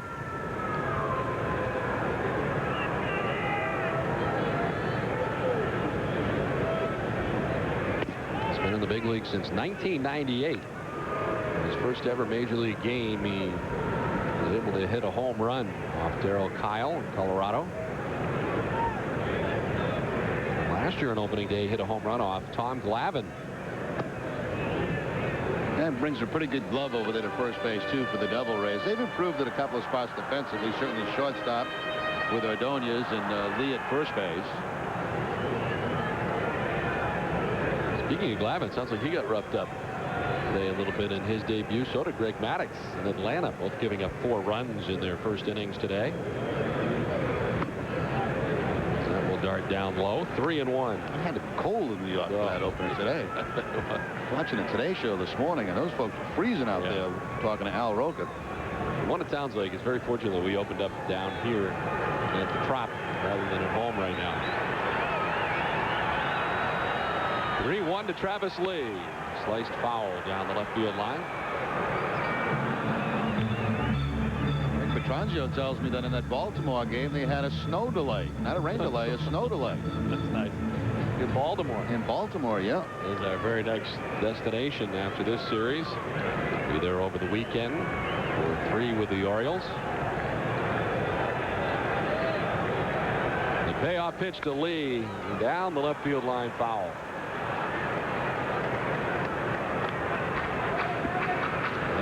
I speak for you, Jerry. We want to send our best wishes along to Tony Cloninger.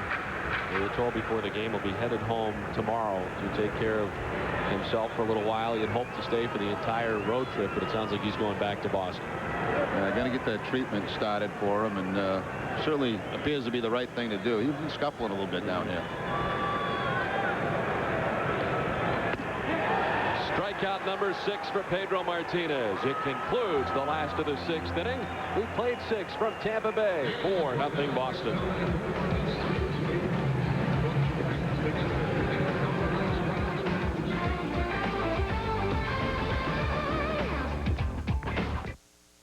Monday, March. People know little about the cancer that killed more Americans than AIDS and breast cancer combined last year. This simple self-exam can tell you if you're at risk.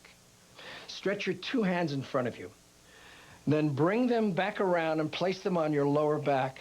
Now slide your hands down. If you feel 2 large bumps, you're at risk. Get screened for colorectal cancer. Caught early, it's over 90% curable. Hi, I'm John Scherer, CEO and founder of Video Professor. Well, I'm the one that makes computer learning quick and easy with these CD-ROM lessons from Video Professor. I'm so confident that my product will work for you that I'm going to send you any one of our $60 lessons absolutely free. If you're serious about learning to run the computer once and for all, try my product. To get your free computer learning CD, you must call now. Call 1-800-680-7980. I'm Ronnie Deutsch. I have settled IRS tax bills for only $20. $20.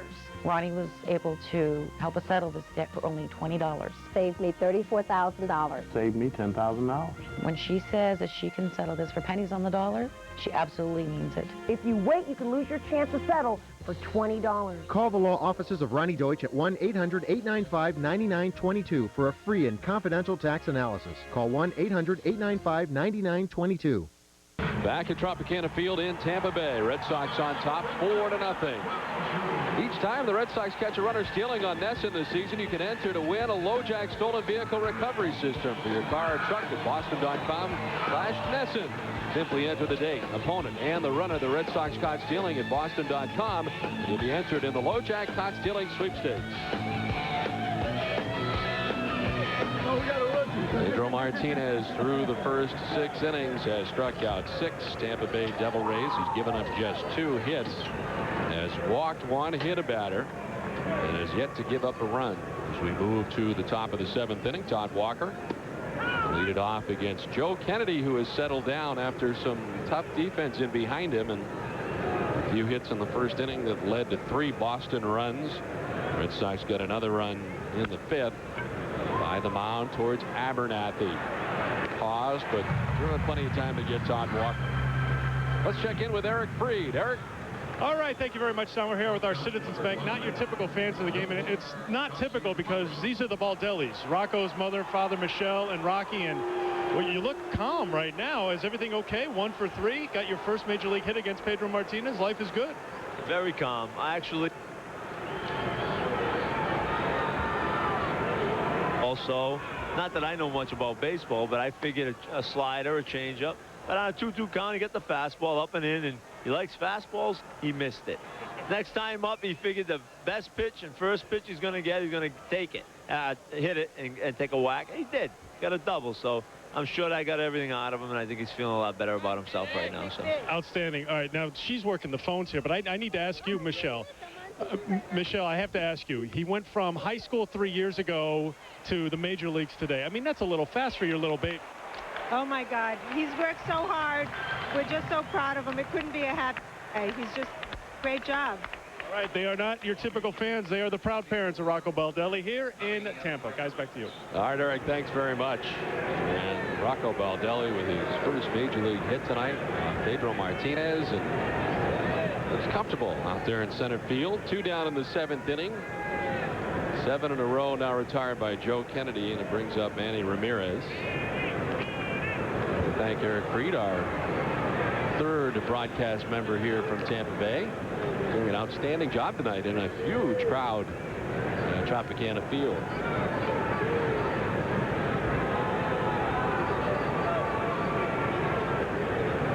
And he's waiting on the 1-0, and it's in there for a strike.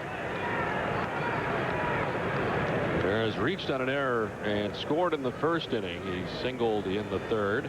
And popped out to first base in the 5th inning. It was the opposite way. Grieve almost in his tracks, able to haul it in. It's a 1-2-3 inning for Joe Kennedy, his 2nd in a row. And a 7th inning stretch time from Tampa Bay. 4-0 Boston.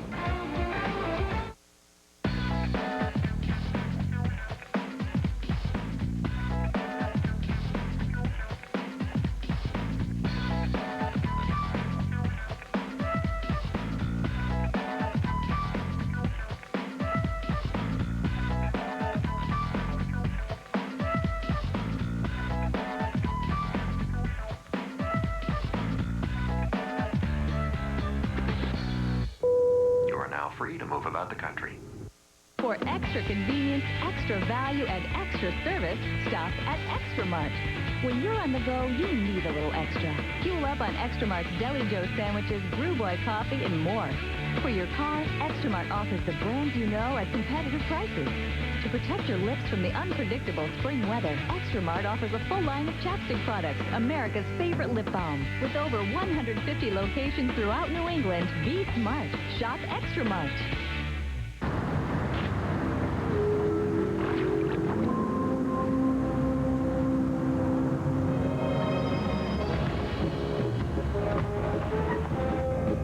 Dunkin' Donuts fresh, delicious breakfast sandwiches.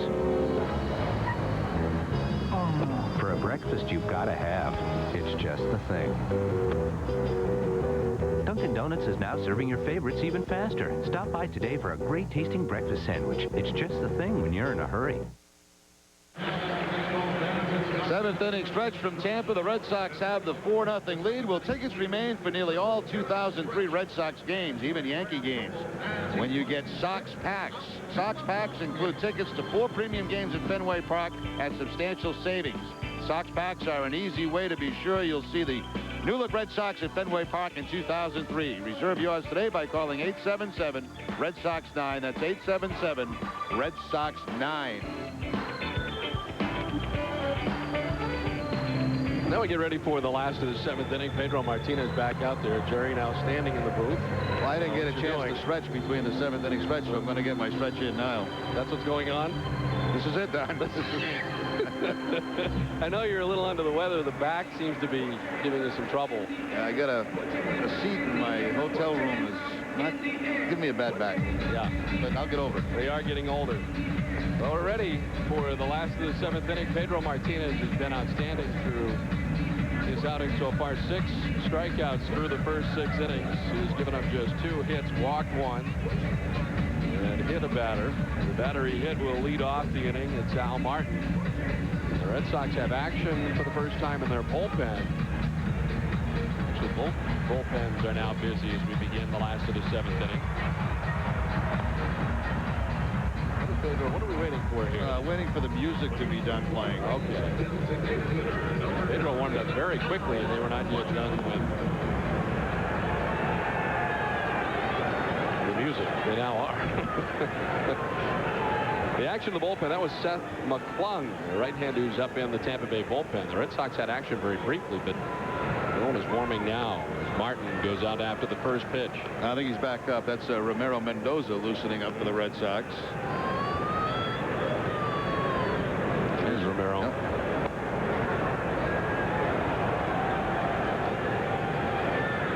Well, Martin has struck out. He's also been hit by a pitch. He's in the hole, 0-2.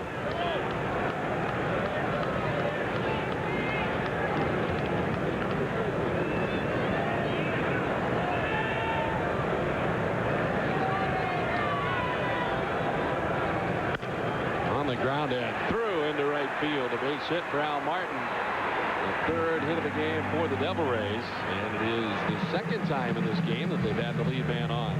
Pedro not happy with himself either. Had an 0-2 count. Fastball right down the middle. And Martin picks up the base hit. Again, you see Veritek wanted that ball away. It stayed out over the plate. And the 0-2 base hit. Martin at first. Here's Ben Grieve, who's lined out and struck out.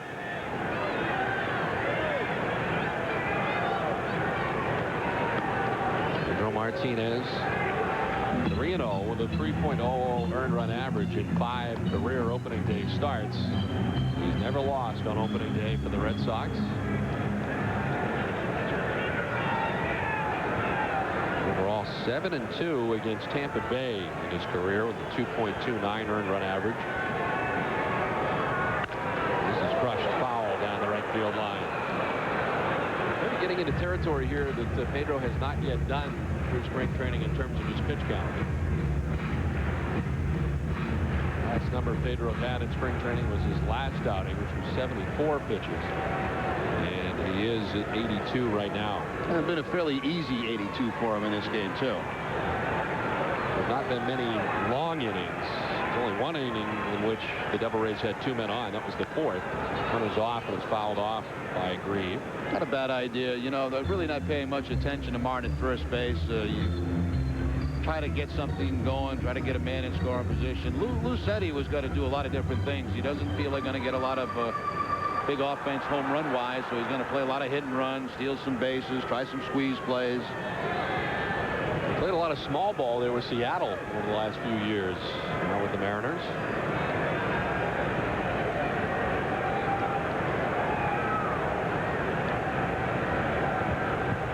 Well, the 1-2 starts down. It is now 2-2 to Grieve. Toby Hall is on deck, the Devil Rays catcher. Raymond now, yeah, he's moved behind home plate. Now he's going to start giving the umpire a problem. There's your boy. That's what bugs me about Ray. Other than that, he's a good guy. There he is, positioned in behind home plate as he is pretty much every night in the later innings. Looks like he put on a few pounds this offseason. You say that every year. Doing squats.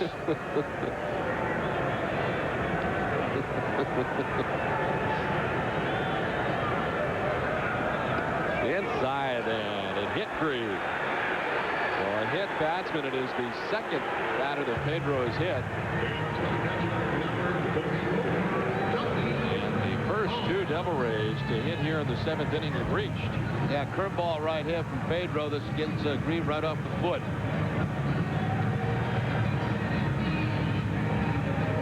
Hey, Pedro's been good tonight. There's no question about it. He's been very good, but he has not been as sharp as we've seen him at other times. A lot of times we see now he's only walked 1 in this game, has a hit batter, actually a couple of hit batters, but his location and the way you can tell, you watch what Veritek sets up, and he's not quite hitting those spots as consistently as we've seen him.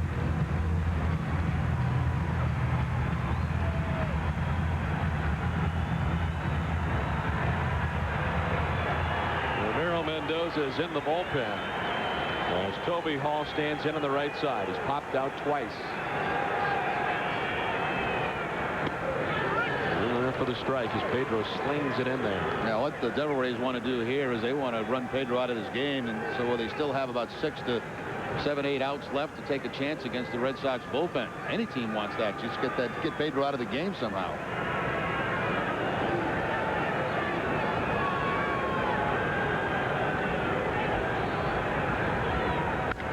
In the air to center field. Johnny Damon back a few steps.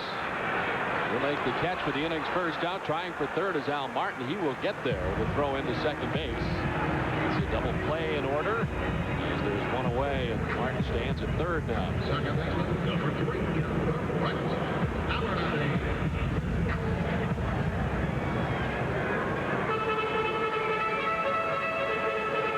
Only the second time in the game that the Devil Rays have had a runner at third. Rocco Baldelli back in the 4th inning after his double, got to third on a ground out and was left there as Pedro Martinez struck out Ben Grieve to end the 4th inning.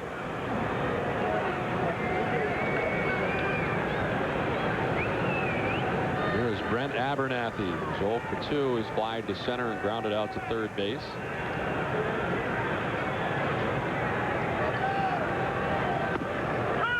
Grab to the corner for a strike. Certainly the Red Sox do not want to see the Devil Rays come back. You might remember one of the most miserable losses the season ago was a nightcap of a day-night doubleheader at Fenway Park. The Red Sox had a big lead at the end of the game, and Tampa Bay came back. That was one of the games you kind of point to at the end of the year. Now the one that always stuck out in my mind is that Oakland game. Chop to third. Hillenbrand's coming plateward in the ground, and it is not in time. Tough throw from Hillenbrand. Veritek appeared to dig it out, but Martin gets in with the first Tampa Bay run. A bad throw by Shea there. He's going to bounce it to Jason Veritek. Veritek has to make the play up the first base line and cannot get the tag back in time.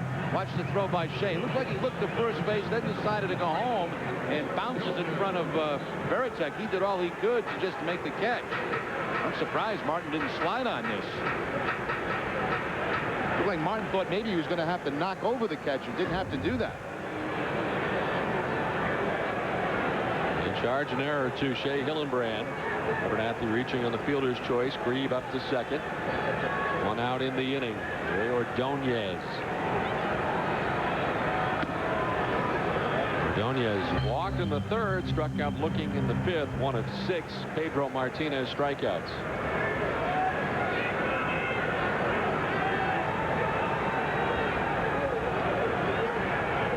Both bullpens are busy here in the last half of the 7th inning. On the ground towards Walker. He'll be looking for 2. Nomar on to Millar, the double play. First double play of the day comes at a great time for Pedro Martinez and the Red Sox. Tampa Bay gets a run back. It's 4-1 Boston. One of the cool things about putting your money in a money market account from Citizens Bank, I mean, besides the incredible rate, is that it doesn't all of a sudden become something else, like a share or fund or anything like that. No, with Citizens Bank, you can get to your money through your ATM. Just like it was regular money.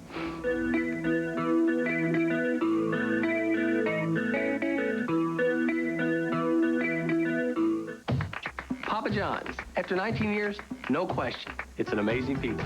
Why is our original crust pizza made from fresh, hand-tossed dough? Why gourmet baby portobello mushrooms? Why 100% real cheese and sauce made from vine-ripened tomatoes? Why? Because I said so. Celebrate Papa John's 19th anniversary. Get 2 large one-topping pizzas for just $11.99. Call us now. We'll be right there. Better ingredients, better pizza, Papa John's.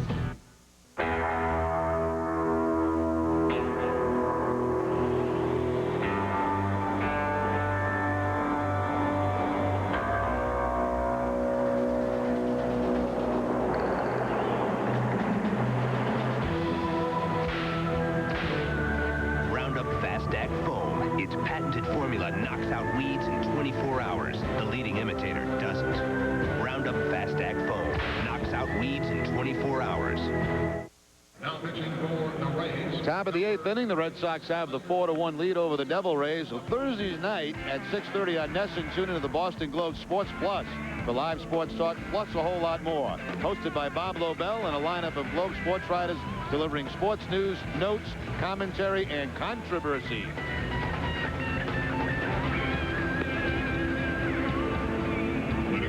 Well, new pitcher for the Devil Rays, Joe Kennedy, leaves after 7 innings, giving him 8 hits, 4 runs. He did not walk anyone. He struck out 3. Certainly calmed down after a difficult first inning, and he turns things over to Seth McClung, making his major league debut. Yeah, he's never pitched above Double-A baseball. You see the numbers last season for Double-A Orlando. He has been in the system since 1999. He's been a starting pitcher throughout his minor league career, but a different role now in the big leagues.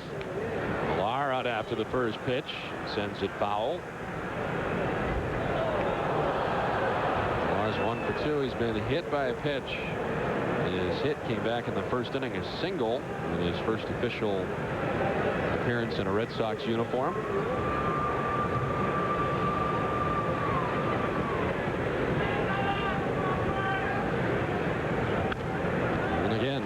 Foul off the right side. Pretty good fastball, 94 with these first 2 fastballs to Kevin Millar. McClung is quite large. He's listed at 6'6", 235 pounds. Lewisburg, West Virginia. A 5th round pick in 1999 by the Tampa Bay Devil Rays.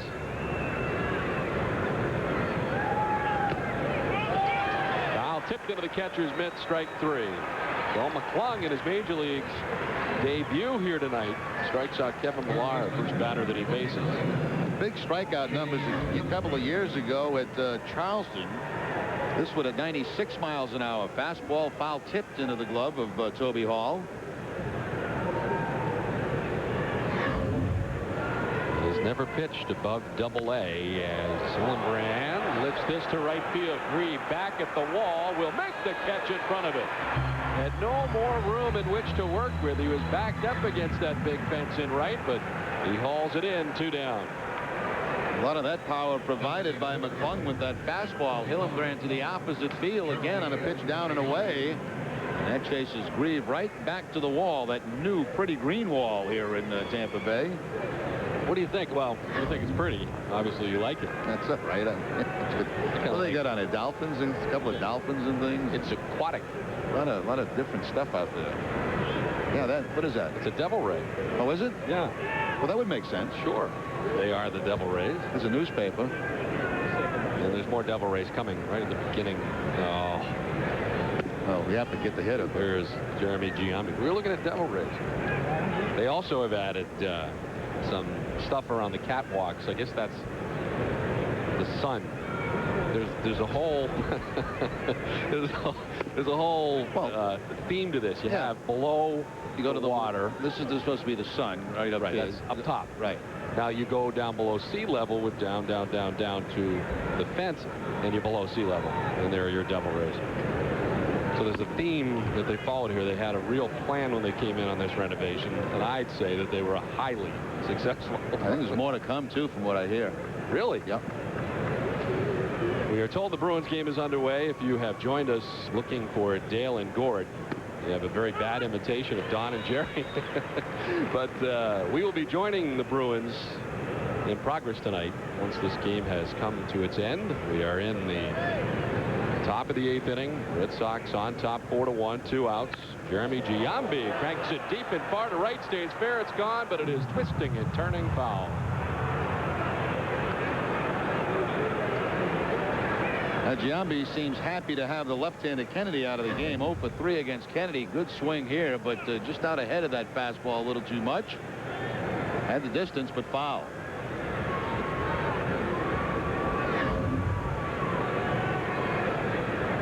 Giambi 0 for 3. And he strikes out. In order, go the Red Sox in the top of the 8th. Seth McClung in his major league debut sends him down 1-2-3. Red Sox on top 4-1.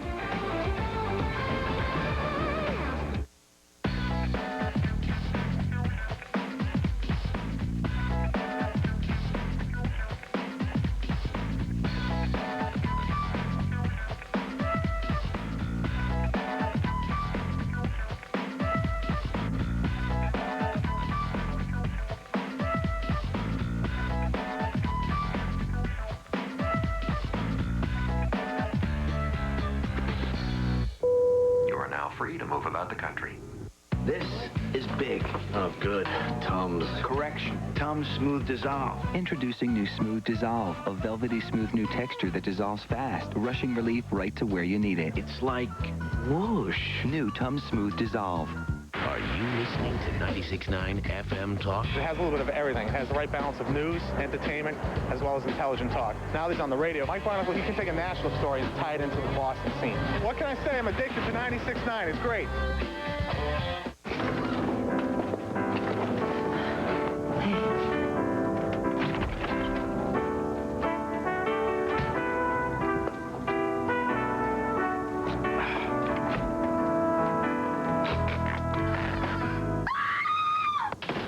And that's how we met.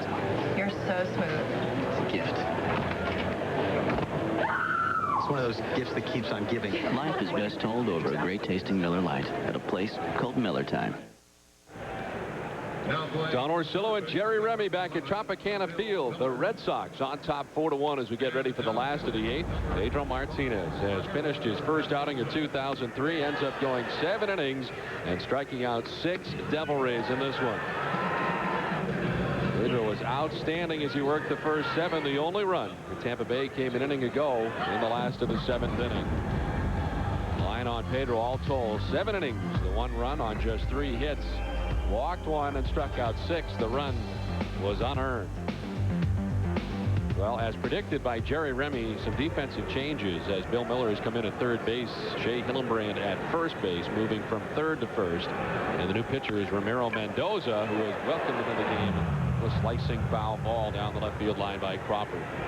Mendoza coming over from the Yankees, signing a 2-year contract with the Red Sox. Appeared in a career-high 62 games last year for New York. An 8-4 record with a 3.44 ERA. Holmes has had very good control. Has not walked very many.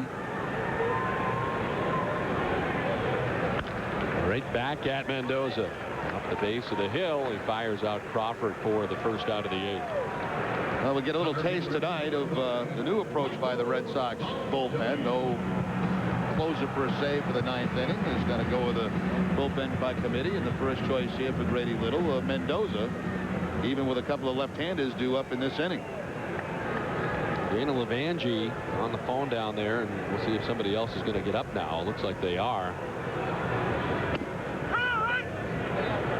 As Euclides Rojas has come in from the bullpen to kind of serve as the pitching coach for now, and Tony Cloninger ailing and heading back to Boston tomorrow, and Dana Levangie handling the bullpen coach duties. See, Mendoza is one of those guys that can give you more than 1 inning out of the bullpen. Embry, they'd like to keep to 1 inning. Howry to 1 inning. Chad Fox to 1 inning.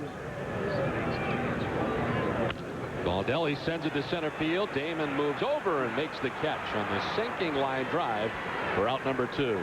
Let's check back into the Nesson studio and Tom Caron. Tom? Hey, guys. Bruins looking to clinch a playoff spot tonight, but not the way they want to start. Just 1 minute and 1 second in. Backclap crossbow will take it down to the near side on Steve Shields, but look at the little flip back. Totally catches Shields looking the other way. Ruslan Fedotenko is 18th of the year. 1-0 Lightning. We'll see in a bit. Thanks, Tom. Back here in Tampa Bay. Aubrey Huff batting with 2 down in the last of the 8th inning. Was that 1-0? I think so, yes. Tampa? Yes. I'm not at all concerned at this point. No, you have already gone out and said that tonight is a lock. The Bruins gaining the points they need to get into the postseason. Got a skate, got a back check, got a hit. I know you watch a lot of hockey during the off season.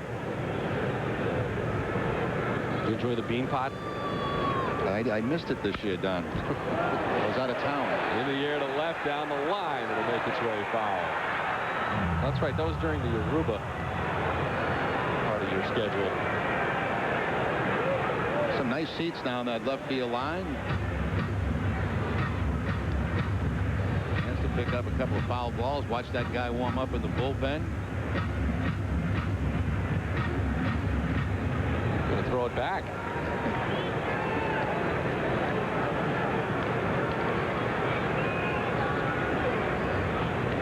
Goes ahead 1-2. In the air to center. Damon moving in. He dives and makes the catch.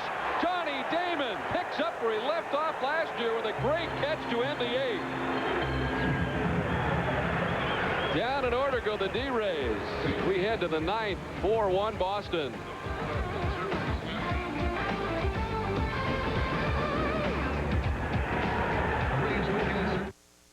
You know the best place in town to go see a baseball game. And the best place in town to go for a boat ride. And now you know the best place in town to go and buy furniture. Go to the one store that just won the prestigious Retailer of the Year award from the National Home Furnishings Association. Bernie and Phil's Furniture. Voted best by our peers in the furniture industry. Bernie and Phil, quality, comfort, and price. That's nice. The first major advance for the fastest treatment of athlete's foot is Lamisil AT. Lamisil AT is the first non-prescription medicine proven to kill the fungus with just 1 week's use. Not even a prescription can beat that. Lotrimin AF and Tinactin still expect you to treat for 4 weeks. Who's going to do that? When your feet itch and burn, using Lamisil AT 1 week keeps you athlete's foot free 3 months. Lamisil AT. There's no better way to cure athlete's foot. Just feel like she hates me right now. I'm gonna try to give her another call again. If you wanna go, stay. Verizon voicemail. You have Catherine I home. didn't care if you hung around me. I didn't care if you went away. All I need is a miracle. All I need is you. All I need is a miracle. Verizon. Make progress every day. Red Sox baseball on NESN is brought to you by Southwest Airlines. More than 2,700 nonstop daily flights to 59 destinations all across the country. And by your New England Ford dealers. If you haven't looked at a Ford lately, look again. See your New England Ford dealer today. Ready for the top of the 9th inning back at the Trop in Tampa Bay. 4-1. Red Sox on top. 8, 9, and 1 featured here in the top half of the 9th inning. Nixon, Veritek, and Damon to face Seth McClung, who retired the Red Sox in very fast fashion an inning ago, sending him down 1-2-3.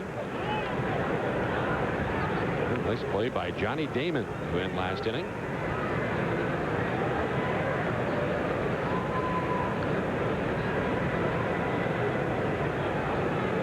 Embry continues to warm in the Boston bullpen. Now we switch over the scorecard. We see a left-hander Lee, a left-hander in Martin, and a left-hander in Grieve due up in the bottom of the 9th. Is that the very famous Remy scorecard? Yes, it is. In there for a strike. 3-1. Be a big seller opening day. Check out the website. I was thinking about stealing it. Nope. You can't do that. No. Then you'd have to go back and recreate it all, and then it would be a fraudulent scorecard. Nixon lifts it in the air very high up by the catwalks, and it somehow eludes them and into the glove of Rocco Baldelli. 1 down. Get up top there near that top ring, the top of Tropicana Field. I'm impressed with McClung. He's got a good fastball. 95, 96, big guy. 6'6", 235. Yeah, we need security to get us out of the ballpark today with this baby. Yeah, do you put it like in one of those gold sleeves and then put like a... The big thing is I got to remember to keep the thing because I usually throw them right out as soon as the game's over. I thought you were going to like strap it to a briefcase and have like a handcuff thing around your arm to get to the cab. I think Tommy Franks has security. What do you see this leaving the park? Wait until Rem and M goes to leave. Jason Veritek with a double in the 2nd, a double in the 4th. He grounded out in the 6th inning. He and Nomar Garciaparra leading the charge in hits for the Red Sox tonight, both with 2.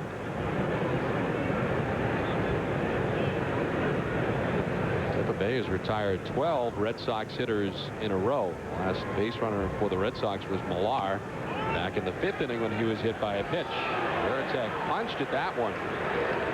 He's down 1 and 2. Jason's had a good night from the 9 spot. Back-to-back doubles in the 2nd and the 4th.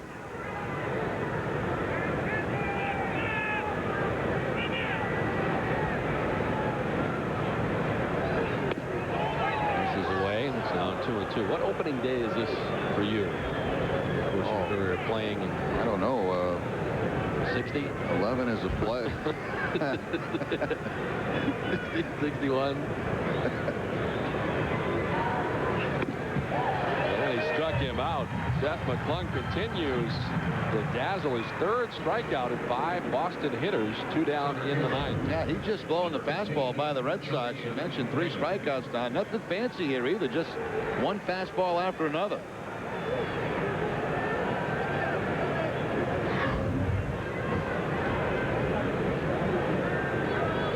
There's Johnny Damon, who's 0 for 4. Actually, you know, I didn't like opening day as a player. I just didn't like it. It was all the hoopla, and you know, you always felt like what you did on that night, that's kind of season you were going to have. And, you know, I mean, you only got 161 after tonight, you know. What if you didn't get a hit in your first night? Oh, it's going to be an awful year. Yeah, I got to really battle now, you know. And you really think about it, all the hoopla. The next day you wake up, you still have 161 of them. That's all. That's all. The 2-0 to Damon will miss. 3-0. The thing I really hated too is when you had an off day after opening day. Yeah. Because if you lost that game and you had a bad night, I mean, you had to wait. It seemed like forever for that next game to start. You know. Yeah. Well, the Red Sox did that a lot for a while, especially at home. Because of weather. You know, in case you get rained out opening day, at least you can make it up the following day. That's why they did that. No problems with rain out here at the Trop. Well, that is the beauty of the Trop, and you get a lot of rain down here. A cold day in Tampa Bay, but you wouldn't know it. Climate-controlled Tropicana Field. Johnny Damon has walked with 2 down. First base runner for the Red Sox since the 5th inning. I'll see 2 outs. Johnny might try to steal second base, get in the scoring position. See if the Red Sox can squeeze out another run here in the top of the 9th. Damon last year had 31 steals for the Red Sox. I'm sure he's got the green light. He's on his own. If he feels like he can get the jump, go ahead and go. Todd Walker, 1 for 4 as he carves it foul, and misplayed up in the upper deck above us.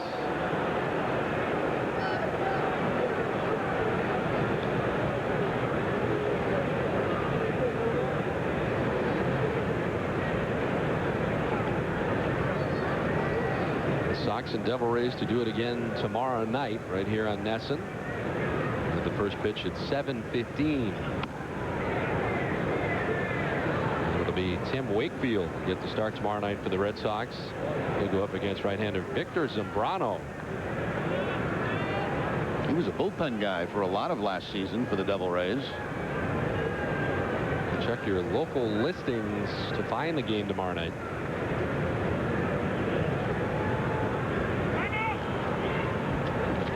Tim Wakefield, who has enjoyed great success against the Tampa Bay Devil Rays.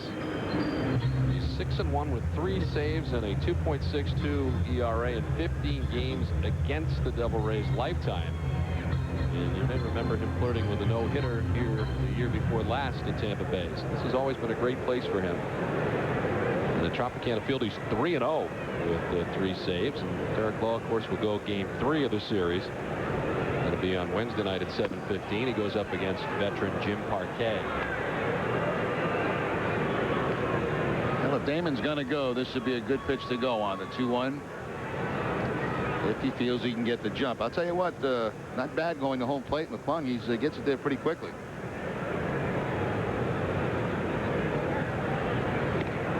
As a result, he flips over to check on Damon, who's back. Well, and Embry continuing to warm. You would imagine that with all the warming that he has done, we will see him for the bottom of the 9th. If the score here the Red Sox are unable to score any further runs, it would be a save situation. There goes Damon, and Walker gets a piece, fouling it back.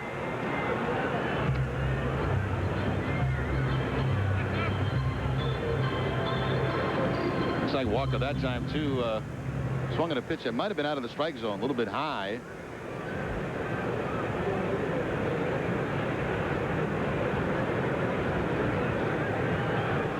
Seth McClung has impressed here in his major league debut. He retired the first 5 Red Sox that he faced. Damon, who walked, is at first. And Walker fouls the 2-2 off the left side.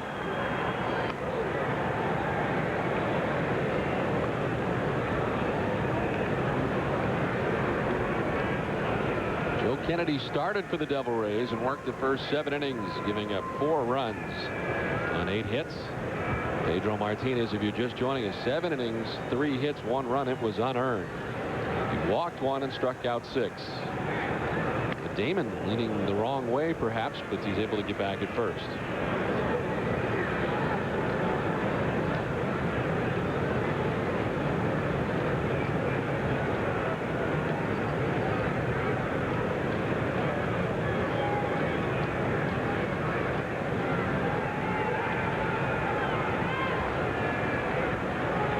Doesn't go, and Walker takes ball 3. Damon will be off at the next pitch. Full count, 2 down.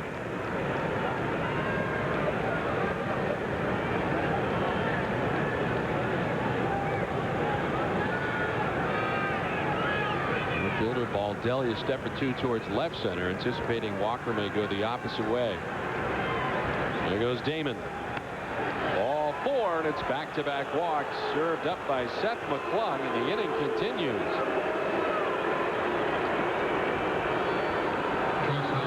Time today that Todd Walker has been on.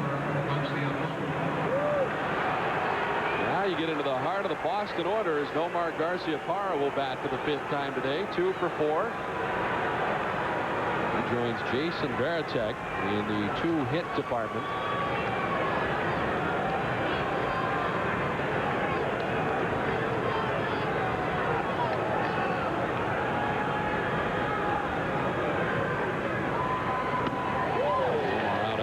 Pitch up in the zone, 0-1. Big surprise there, Nomar going after that first pitch. Shocker. He didn't do it the other day in Atlanta for some reason. I don't know if he's just trying it or... It's stunning when it doesn't happen. You really notice it when it doesn't happen. Out after this one, in the air to left. Crawford ducking back onto the track. He'll haul it in to retire the side. Nomar is gone, so are the Red Sox. It's on to the bottom of the 9th. 4-1 Boston.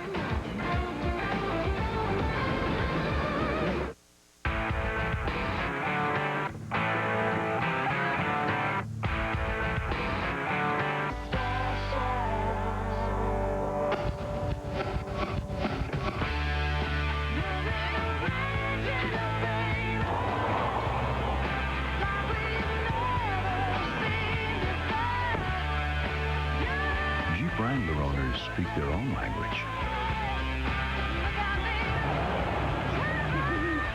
From the files of W.B. Mason's Low Price Assurance Detectives. Excuse me, ma'am. We're Low Price Assurance Detectives. We've got you for spending to endanger. But it was on sale. So the price was low. But maybe not low enough. What do you think, Chief? She's a repeat offender. Book her. You might say she liked my price for copy paper. Next time, to save on office supplies, call this number. Get yourself booked. Who but W.B. Mason? I've been with him every day since he was born. I always knew my first day back would be the hardest. Okay, buddy. You're gonna be fine. When Mommy gets home, we're going to Friendly's.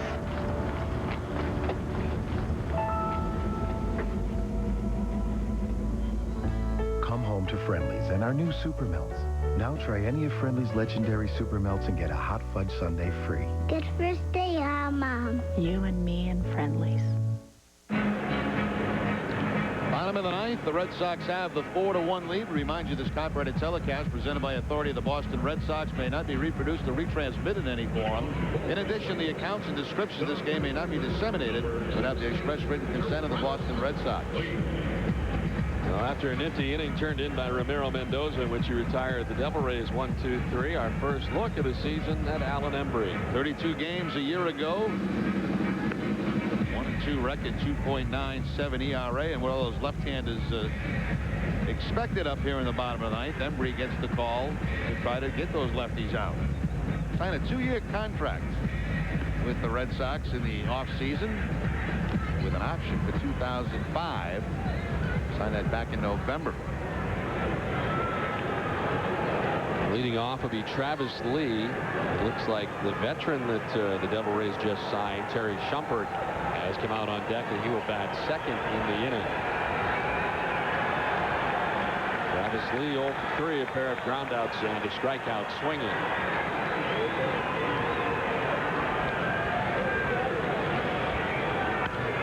Fouled off the left side. Well, it has worked out this way in that Mendoza's come on for an inning. Now Embry. There are some, I think, who think heading into the season that this gentleman at year's end may have the majority of saves, even though they stick with this closer by committee thing throughout the year. One thing that was sure, I think, last year was that day 2, Embry at times did not have the velocity that he had day 1, and that would certainly be a concern for a guy working every day. And one of those guys, Don, that Grady talked about pitching just 1 inning because of the, arm problems he's had in the past. We saw him in Minnesota throw, 97, 98. Next day didn't have that kind of velocity.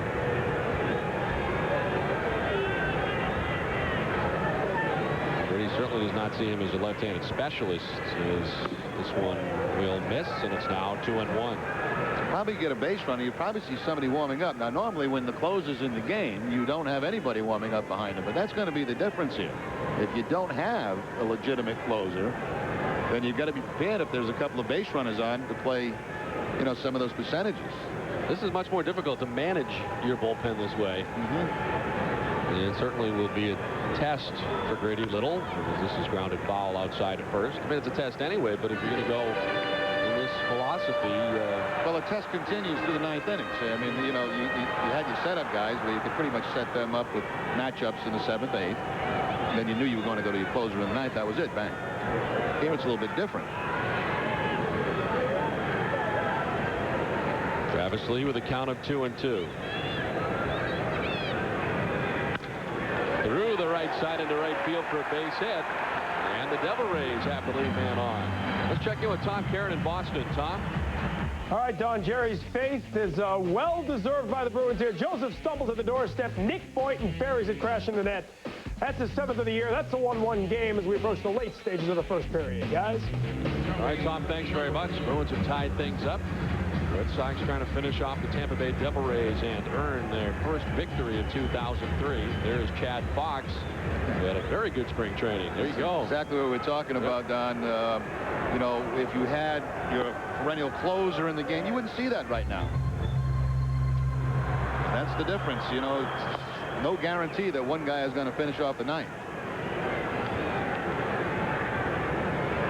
Here's Terry Shumpert, who was just signed by the Tampa Bay Devil Rays at the end of spring training and given an opportunity to play here along with Al Martin, Mike Benapro, a couple of veterans picked up by the Devil Rays.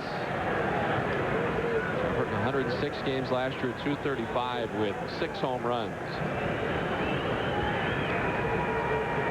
And pinch hitting for Al Martin, who had been 1 for 2, was hit by a pitch. In the air to left. Hit pretty well. Ramirez going back. That is gone. A 2-run home run for Terry Shumpert. A pinch hit home run at that has brought the Devil Rays back within a run. It's 4-3 in the 9th.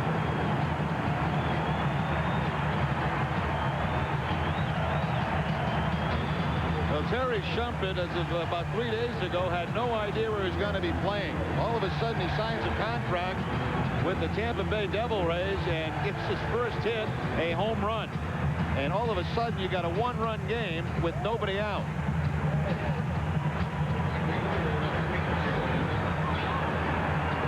Normally a member of the Red Sox, Shumpert in Boston in 1995 for 21 games. And he has brought the Devil Rays back within a run, and there is still nobody out here in the last of the 9th. Lefty-lefty matchup here for Embry against Ben Greed. 0 for 2 and has been hit by a pitch. Big strike 1. Now, you would think that this will probably be the last batter for Embry. With Fox loosening in the bullpen, you get back into the right-handers with All, Abernathy, and Ordonez. The Devil Rays don't have a very deep bench with options, only 4 extras. This is sliced foul off the left side, and Embry's quickly ahead 0-2. The Devil Rays, like the Red Sox, took 12 pitchers into the regular season, so less on the bench for Lou Piniella to choose from. As they have action in the bullpen as Lance Carter, the right-hander. Did he go? No. One last sign to the third base umpire. 1-2.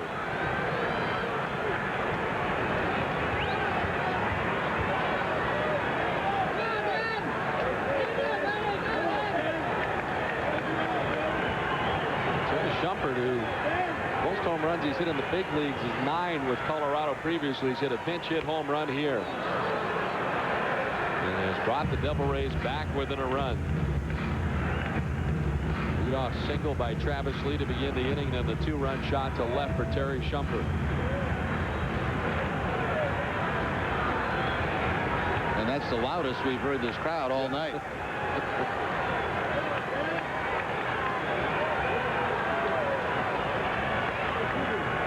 1-2 to Grieve. Into right field for a base hit. Grieve is aboard. Still nobody out. He represents the tying run. The potential winning run coming to the plate is Toby Hall, but he will not likely face Alan Embry, who has given up 2 singles and a home run to the 3 hitters that he faces here in the last of the ninth. Now they had it set up okay. They had the left-handers due up. Embry could not get the job done. The base hit, the home run, and now a base hit again by a left-hander in Grieve. I'll tell you what, Grieve put a pretty good at bat on him that time.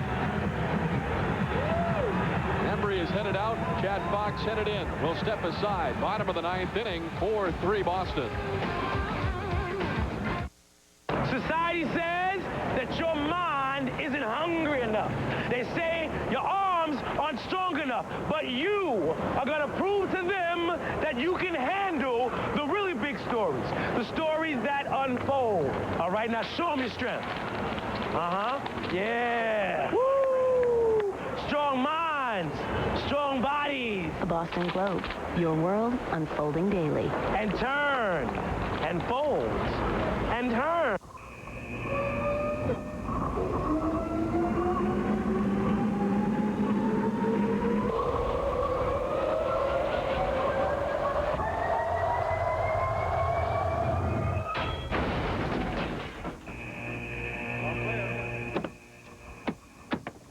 Proof the NHL is tough enough to be sponsored by Dodge.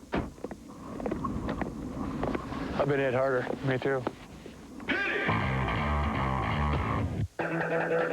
When Comcast came to New England, we had one goal: to prove that we were unlike any other cable company you've ever had. Through hard work, commitment, and dedication. Now we'd like to give you your first month of Comcast high-speed internet for just $9.95. Call us today. There's no risk, no obligation. Just give us a chance, because anyone can say they're different. We want to prove it. Comcast. Call today for this great offer.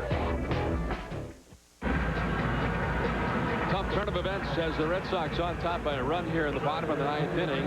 Embry on the bench, not getting anyone out. 2 singles and a home run. He's still responsible for the runner at first, and the new pitcher is Chad Fox. Chad Fox, plenty of major league time. 12th pro season, has been in the Reds, Braves, and Brewers organization. Missed most of last year with shoulder problems. Makes his first appearance here for the Red Sox. Pinch runner at first base, Damian Rolls will run for Grieve at first, representing the tying run. Held on over there by Hillenbrand. Bunt attempted and fouled off by Toby Hall. Curious to see how Lou was going to play this. Sacrifice to get the man in the scoring position, go for the tie. You generally do that at home, but they are working toward the bottom of the batting order. Abernathy and Ordonez would be next.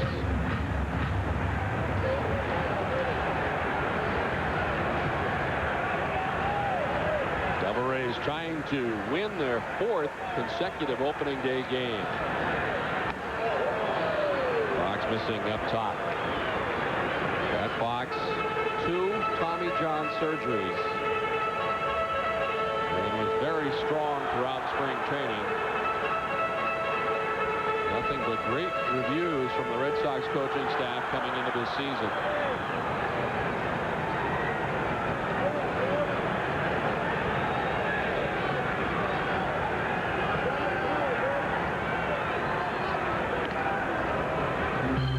Able to get back in plenty of time. Lance Carter is standing on the hill in the bullpen for Tampa Bay. He's no longer throwing, just looking on, hoping that the Devil Rays can at least tie things up. And the Red Sox are on their 4th pitcher of the night. Chad Fox trying to close the door on the Devil Rays.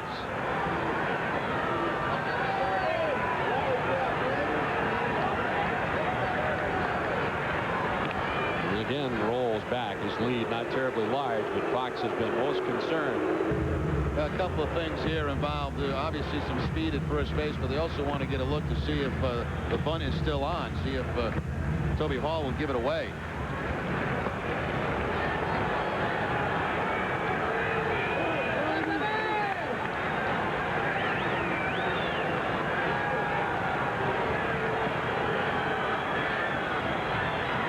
And again to first base. Strikeout numbers for Chad Fox over his career are pretty good. Coming into the season, he struck out 187 in 162 innings. Major leagues averaging 10 Ks per 9 innings. And he's been nasty against left-handers. A 197 career batting average for lefties against Chad Fox.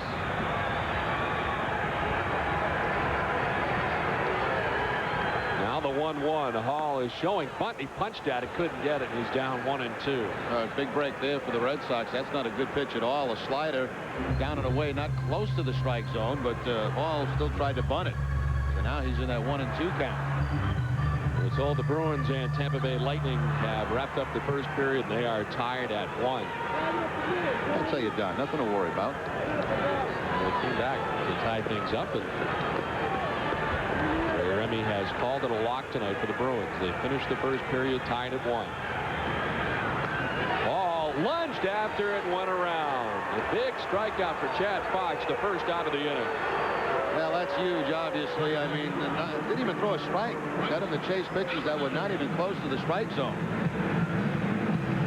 And with all this, the runner remains on first base. So they mess up the bunt, and then he swings at a bad pitch for the strikeout. Now let's see if Lou goes to a little hit and run maybe with Abernathy. Abernathy can handle a bat.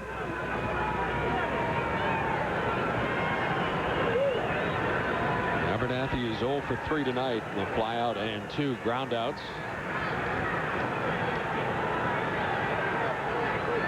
Rolls with his lead at first base, held on by Shea Hillenbrand.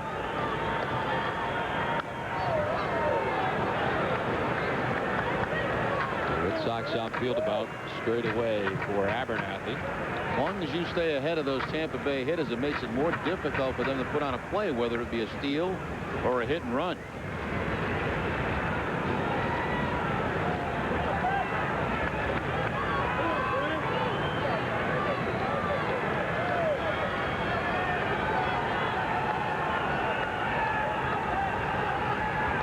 Takes off. Abernathy swinging away, fouls it off. Rolls had a pretty good jump out of the gate. But yeah, they had the right idea too, because they had Walker, the second baseman, covering the bag, so there was a wide open hole on that side of the infield. Problem is, Abernathy couldn't get it on the ground.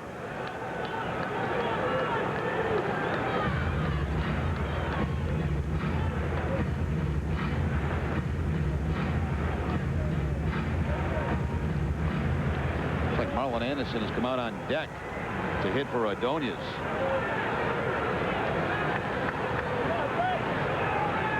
Battle between Chad Fox and Brent Abernathy with 1 out in the 9th.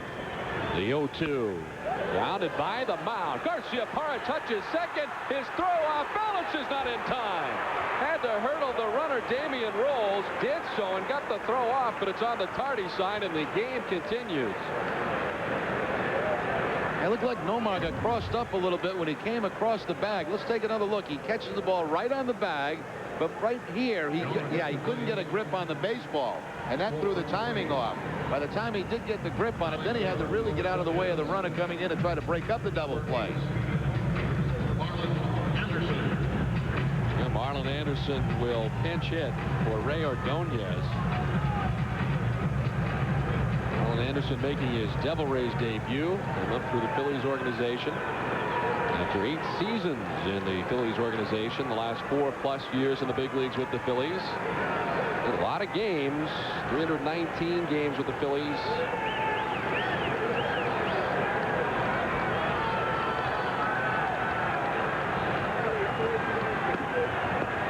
And he takes ball 1. Marlon Anderson with the Phillies has had back-to-back 30 double seasons.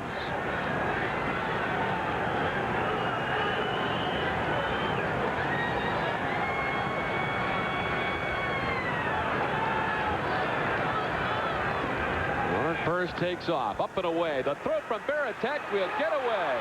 Backed up by Todd Walker. Pretty good jump for Abernathy, and he makes a theft of second base, jumps up into scoring position with 2 down. Pretty gutsy play and call there by Lou Piniella. 2 outs. The one thing you never want to have happen is have that man thrown out of second base to end the ball game. But they take the gamble. A very good jump at first base by Abernathy. And the throw you see right here is going to bounce before it gets to second base. So the Devil Rays do get that man in the scoring position with the 2 outs. And Anderson ahead of the count, 2-0.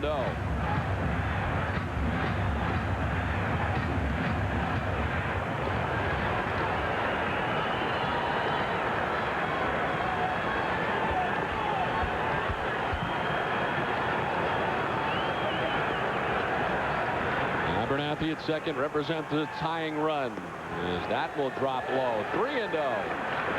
First base now open. The top of the Tampa Bay order. Carl Crawford waits on deck. Grady Little looks over in the direction of his lineup card.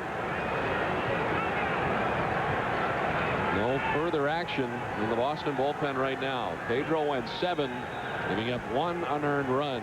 Mendoza in inning. Embry came on, did not get anybody out. And now Chad Fox trying to close the door. On 4 pitches, the pinch hitter Marlon Anderson walks. And he'll trot down to first base with Carl Crawford coming up next.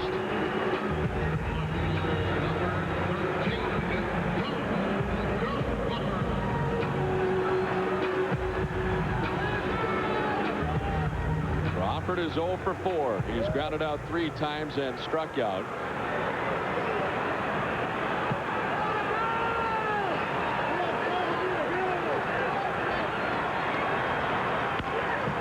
Outside of first and foul.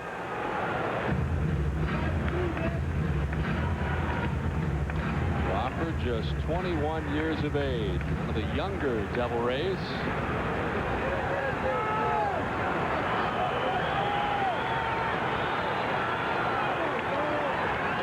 Red Sox were 10-0 against Tampa Bay last year here at the Trop. And 1 strike away from adding another chapter to the Red Sox book in success here in Tampa Bay. Well, they say you get 1 pitch in every at bat. That might have been the pitch for Crawford. That fastball was right down the middle, and he fouled it straight back. Now advantage goes to Fox. Ahead 0-2.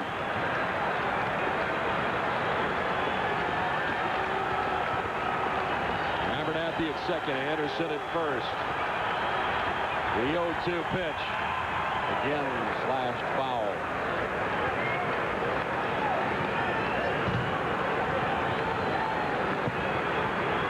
This is the 4th hitter that Fox has faced. A strikeout, a groundout, and a walk for Chad Fox.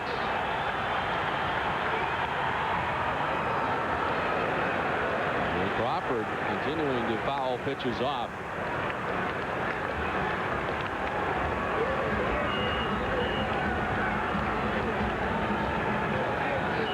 That's going to head out. Yeah, Red Sox outfield a little deeper than they normally would be because they want to try to keep that ball out of the gap. I mean, if the tying run comes across, you keep playing.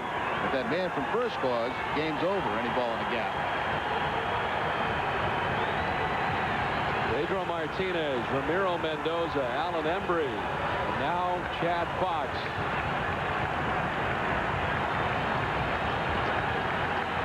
The 0-2 pitch to Crawford.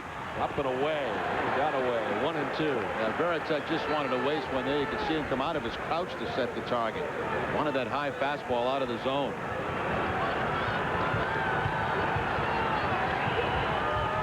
Anderson at first. Abernathy at second. In the air to right. Nixon is headed back. Looking up. That ball is gone. A 3-run home run for Carl Crawford. The Devil Rays have come all the way back, and they win it.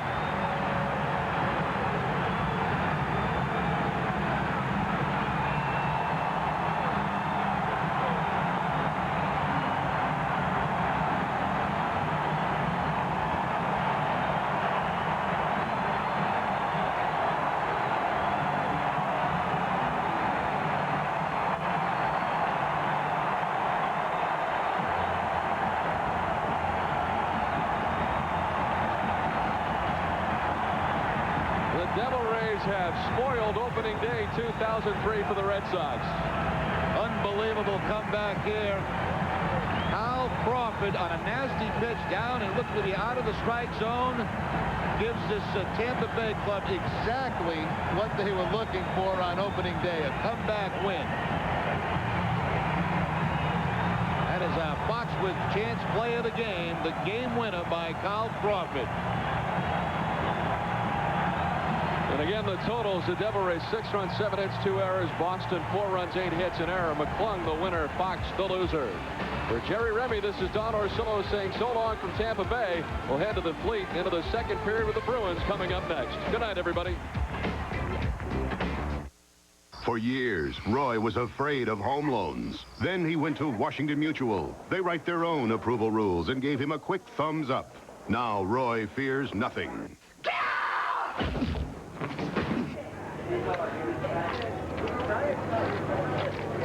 Take the whole track. Affected by what happened there. Yeah. You can tell. See him.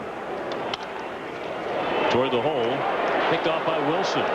Can he get it there in time? Nicely done. He got him at first base. So the man